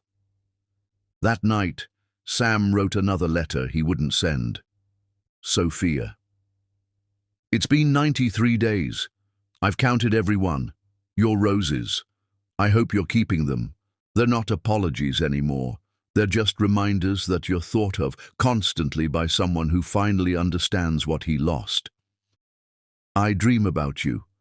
Simple dreams, grocery shopping together, you playing piano while I read, sharing coffee on Sunday mornings. I wake up and reach for you, and the empty space is a fresh wound every time. I'm different now, not better necessarily, but more real. I know what dinner costs when you're choosing between eating and heating. I know how it feels to be invisible to people with money. I know the satisfaction of earning something with sweat and pain. But mostly, I know what it's like to lose the best thing that ever happened to me because I was too afraid to trust it with the truth. I love you, still, always, even if I never get to say it to your face again. Sam." He folded it carefully, placed it with the 17 others he'd written but not sent. Someday, maybe, or never. Time would tell. The Christmas dance came and went. Neither Sam nor Sophia attended, though the whole town noticed their absence. They were the ghosts at the feast, the empty spaces that everyone talked around. Winter deepened. The roses kept coming. The waltz kept playing. 2 hearts kept beating in 3/4 time, apart, but somehow still in rhythm, waiting for a resolution that seemed impossible. But impossible things sometimes happened in small coastal towns, where the ocean kept its own time and love was patient as the tide. Chapter 10. The Truth in Music. Spring arrived tentatively in Belhaven, as if unsure of its welcome after such a hard winter. The crocuses pushed through the last stubborn snow, and the ocean gradually shifted from steel grey to something approaching blue. The Belhaven concert hall wasn't grand, just a converted church with good acoustics and red velvet seats that had seen better decades. But on this March evening, it was sold out. Sophia Benson was performing original compositions, and the whole town knew what that meant. 3 months of heartbreak transformed into music. Sam wasn't supposed to be there. He'd seen the posters around town for weeks, each one a fresh wound. An evening with Sophia Benson, original compositions. He'd bought a ticket the day they went on sale, then torn it up, then fished it out of the trash and taped it back together like a madman. Hudson had found him that morning standing outside the hall during Sophia's rehearsal, just listening through the cracked door, catching fragments of melodies that made his chest ache. "You're going tonight," Hudson had said. It wasn't a question. "She doesn't want me there." "Boy, that woman has been playing your song every day for 3 months. She's performing it tonight in public. If that's not an invitation, I don't know what is. It's a goodbye, a public funeral for what we had. Maybe, or maybe it's a question that needs an answer. So Sam sat in the back row, in shadow, wearing neither the expensive suit of Samuel Rukin nor the work clothes of his disguise, just dark jeans and a simple button-down, his hands rough now but clean, his face showing 3 months of outdoor work and sleepless nights. He'd lost weight, gained calluses, and somewhere along the way perhaps found himself. The lights dimmed. Sophia walked onto the stage, and Sam's heart stopped. She wore a simple black dress that emphasized her grace, her hair natural and free, adorned with a single white rose, one of his, he realized with a start. She looked thinner, tired around the eyes, but when she sat at the piano and placed her hands on the keys, she transformed. This was Sophia in her element, Sophia as she was meant to be. "Good evening," she said into the microphone, her voice carrying that smoky quality that had haunted his dreams. "Thank you for coming. Tonight's program is personal. These are pieces I've written over the past few months, during what we'll call a period of education." Nervous laughter from the audience. Everyone knew the story. It had become Belhaven legend. The millionaire and the piano teacher, the deception and the revelation, the 3 months of separation that had the whole town choosing sides. "Music," Sophia continued, her fingers absently playing a few notes, "is how we tell truths too large for words. It's how we process pain and joy and love and loss. These pieces are my truth. They're about deception and discovery, about the masks we wear and the people we are underneath them, about love that persists despite betrayal." She took a breath, and Sam could see her shoulders rise and fall from across the room. "They're about a man who doesn't exist and one who does, and how sometimes they're the same person." Sam gripped the armrests of his seat hard enough to leave marks. She began to play. The first piece was angry, thunderous chords and racing passages that spoke of discovery and betrayal. Sam could hear the festival in it, the moment of revelation, the shattering of illusion. The audience sat transfixed as Sophia's hands flew over the keys, pouring 3 months of fury into sound. At one point, she hit the keys so hard Sam feared they might break, but they held, absorbing her rage and transforming it into something almost beautiful in its rawness. The second piece was searching, questioning. Melodies that started and stopped, changed direction, doubled back on themselves. It was the what-ifs and if-onlys, the constant second-guessing of every memory, wondering what was real and what was performance. Sam heard their lighthouse conversation in the wandering notes, heard her voice asking for secrets, heard his own cowardice in the unresolved progressions.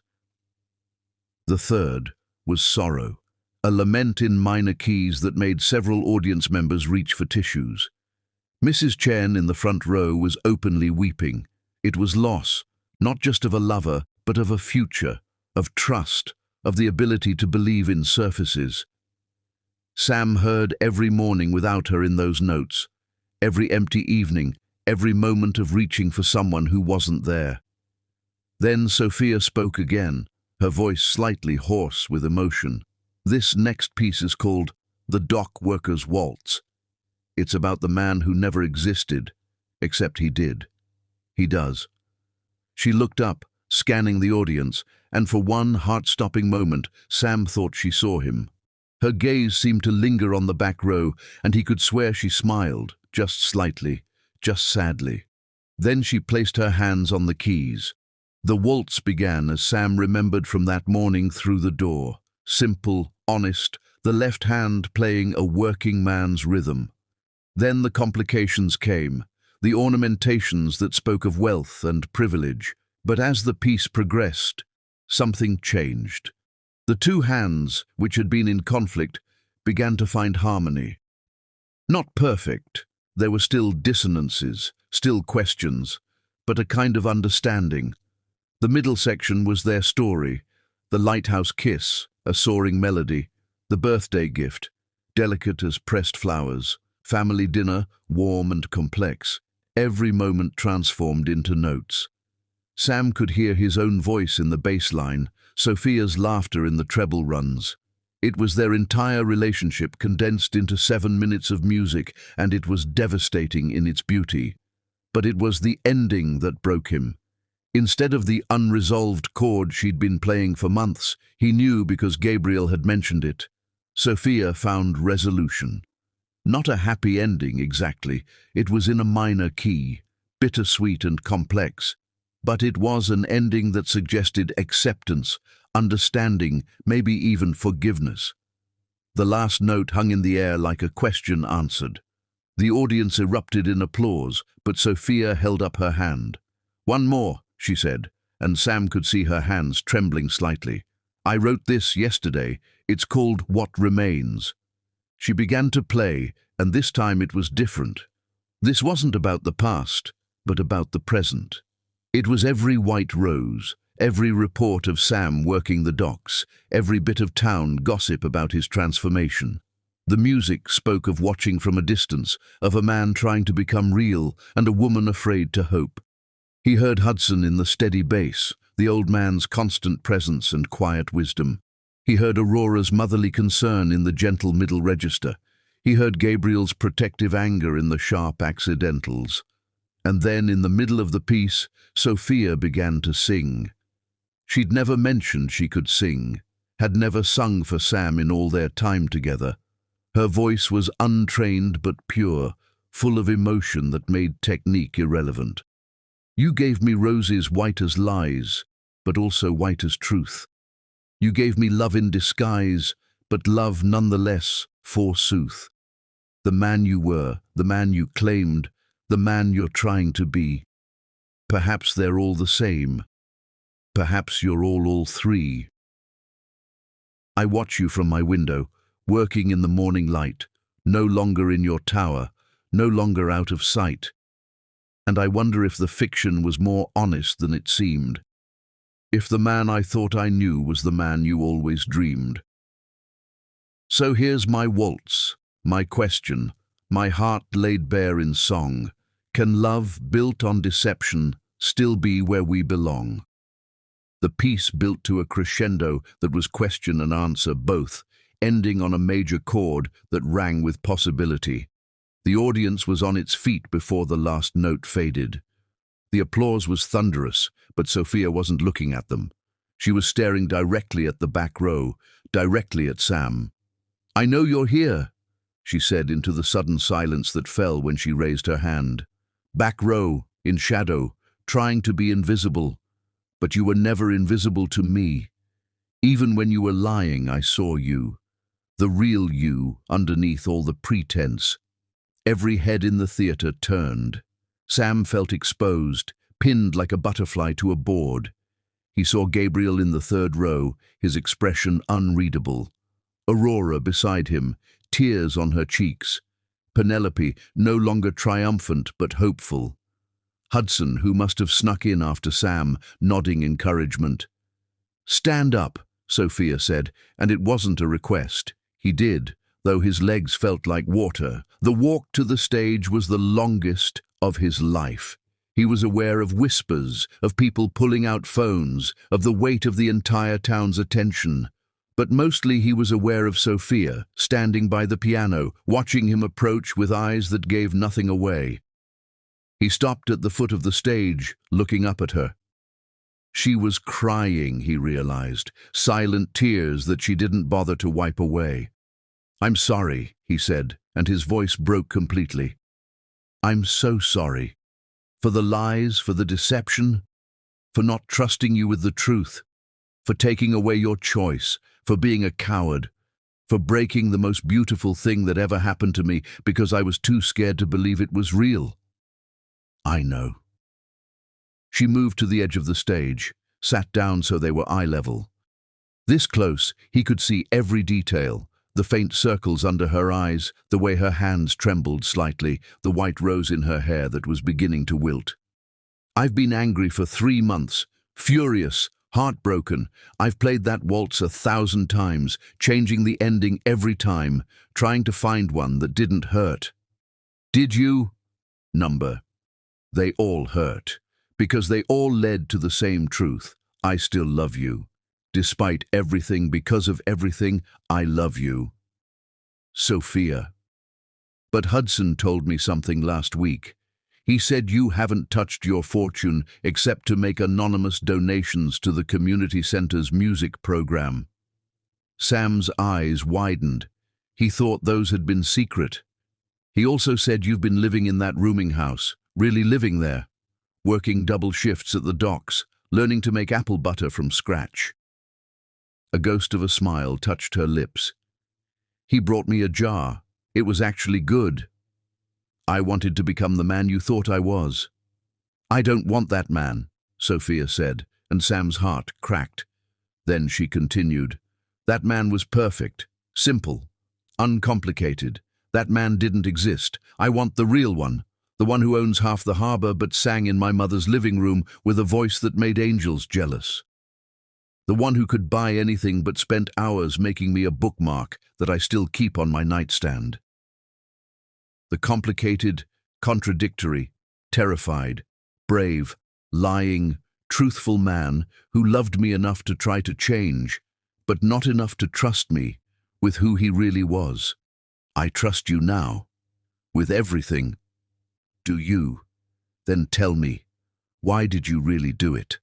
Not the surface reason, not the fear of gold diggers, the real reason. Sam took a breath, feeling the weight of the entire town's attention, but he spoke only to Sophia. Because my mother died when I was 15, and the last thing she said to me was, make sure whoever loves you loves the boy I raised, not the fortune you inherited, and I've been trying to find that boy ever since. When I met you, when I pretended to be him, for the first time in 17 years, I felt like her son again, not the heir, not the CEO, just Sam. And I was terrified that if you knew about the money, I'd lose that. I'd lose the only time I'd felt real since she died. Sophia stood, moved back to the piano, played a few notes, their waltz, but softer now, gentler. You asked who I'd choose, the millionaire or the dock worker. The answer is neither, and both. I choose Sam, whoever that is, whatever that means, the man who just stood up in front of this entire town and told the truth. After everything I did, you lied. It was horrible and hurtful, and I may never fully trust you the same way again. That's the truth, but you lied out of fear, not malice. You lied because you'd been hurt too, because you were scared of being used, of not being enough. She played another chord, this one in major. I understand fear. I understand protecting yourself. What I don't understand is giving up. I never gave up. The roses, I know. I kept everyone. She gestured to the one in her hair. Even when I wanted to hate you, I kept them. Do you know why? Sam shook his head. Because they were real, not the gesture. Gestures can be empty, but the consistency. Every day for 3 months, no matter what. That's not a performance, Sam. That's devotion. Sophia, I'm not finished. She stood from the piano, faced him fully. I'm considering forgiving you. On conditions. Anything. No more lies, ever. About anything. Even small things. Even things you think will hurt me. Done. You move back to your real house, but we take things slow. Start over, properly this time. No hiding, no pretense. If we go to dinner, we go wherever we want. If you want to buy me something, you ask first. No more deciding what I can or can't handle. Okay. And you sing with me at the spring concert. The real you. Not the millionaire, not the dock worker, just Sam. Sophia. She pulled out a card from her pocket, handed it to him. The entire theater held its breath. He opened it with trembling fingers. Sam, I love you. Present tense, all of you. The wealthy man, the worker, the coward, the romantic, the liar who was trying to find truth. You were testing me, but I was testing you too. Testing if you were worth the pain of forgiveness, worth the risk of trying again. You passed. Come home, Not to your mansion or the rooming house, but home to me. All my love, Sophia. P.S. The apple butter was actually good. Hudson let me try it. Your mother would be proud of the man you're becoming, both versions of him. Sam looked up from the card to find Sophia crying, and then he was crying too. And then somehow he was on the stage. He didn't remember climbing up. And they were kissing while the entire theater erupted in applause, and someone, definitely Penelope, shouted, "Finally!" And someone else, probably Hudson, yelled, "About damn time!" They broke apart, laughing and crying simultaneously. Sophia grabbed his hand, turned to the audience. "Ladies and gentlemen," she said, "I'd like you to meet Sam. Just Sam. He's complicated and imperfect, and he makes excellent apple butter. He owns most of the harbor and he works the docks. He's rich in money and poor in trust, but we're working on that." She squeezed his hand. "He's the man I love, in all his contradictions." "Can I say something?" Sam asked. Sophia nodded. Sam faced the audience, his employees, his neighbors, strangers who'd followed the story. "I lied to this woman, and to all of you. I presented myself as something I wasn't because I was afraid of being seen for what I was. But Sophia saw me anyway. She saw through the performance to the person underneath, and she loved him even when she hated me. That's a gift I'll spend the rest of my life trying to deserve." He turned back to Sophia. "I love you. No masks, no pretense, no safety net. Just me, terrified and grateful and completely yours." "Good," she whispered back, "because I have about 30 more pieces to write about you, and I need new material." They kissed again as the curtain fell, and somewhere in the wings, Hudson wiped his eyes and muttered something about young fools and second chances and how love always finds a way. Later, much later, after the reception and the explanations and Gabriel's grudging handshake that turned into an unexpected hug, Sam and Sophia walked along the harbor, not their old harbor. That belonged to the fiction they'd built. This was a new harbor, one where truth lived alongside beauty, where a millionaire could hold hands with a piano teacher and both could be themselves. The moon was full, turning the ocean to molten silver. They stopped at the pier's end, where they'd stood so many times before, but different now. Real now. "So," Sophia said, "tell me about your house, your real house." "It's too big," Sam said honestly. 15 rooms for one person, but it has a music room with perfect acoustics and a view of the ocean." "Sounds perfect for a music school." Sam stopped walking. "Sophia, not yet. We're taking it slow, remember? But someday, when we're ready, when trust is rebuilt and love is steady, I want to turn that ridiculous mansion into something useful. Haven House of Music, remember?" "I remember everything, every word, every moment, every note of that waltz." "Good, because I'm going to keep playing it, but from now on, it resolves properly." They stood at the pier's end, where the ocean met the sky, where truth met fiction and became something new entirely. "Play me something," Sam said. "Something new." Sophia laughed. "I don't have a piano here." "Then sing." And she did, her voice carrying over the water, singing not of loss or betrayal, but of possibility, of love that survives deception, of truth that emerges from lies like crocuses through snow. Sam joined her on the harmony, his voice rough from work and salt air but true. They sang together as the moon rose higher over Belhaven, two voices finding harmony after months of discord. The ocean kept time, three-quarter rhythm like a waltz, like a heartbeat, like love itself, complicated, constant, and absolutely impossibly real. Above them, the lighthouse stood witness to this new beginning, its light sweeping over water and shore alike, no longer hiding anything in shadow. And in that light, Sam and Sophia stood revealed, not perfect, not simple, but honest at last. The waltz played on, but now it had words and harmony and hope. It had a future that neither millionaire nor dockworker could have imagined, but that Sam and Sophia, just themselves, complicated and real, could finally build together. As they walked home, to his mansion that would become their music school, to her apartment that would become their sanctuary, to the life they would create from truth and trust and patient love, Sophia hummed the waltz one more time, but this time it resolved perfectly, every note in its proper place, every chord complete. Epilogue. 1 year later. The Haven House of Music opened on a Tuesday in April because Sophia insisted important things shouldn't wait for convenient days. The mansion had been transformed, walls knocked down to create practice rooms, the ballroom converted into a performance space. The formal dining room now housed a lending library of instruments.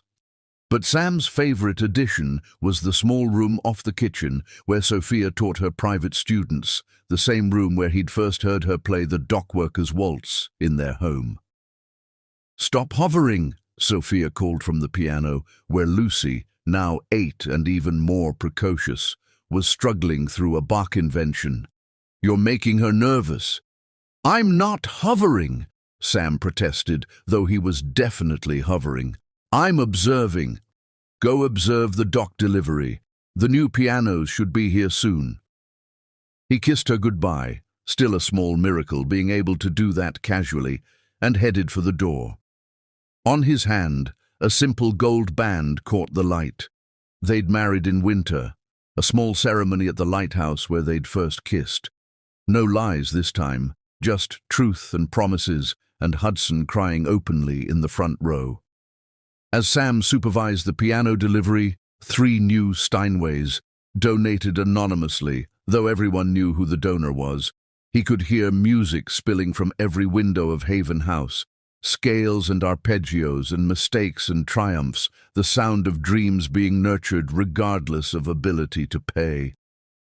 "You did good, boy," Hudson said, appearing with his characteristic ability to materialize from nowhere. "We did good," Sam corrected. "None of this happens without her." "True enough. She's still composing?"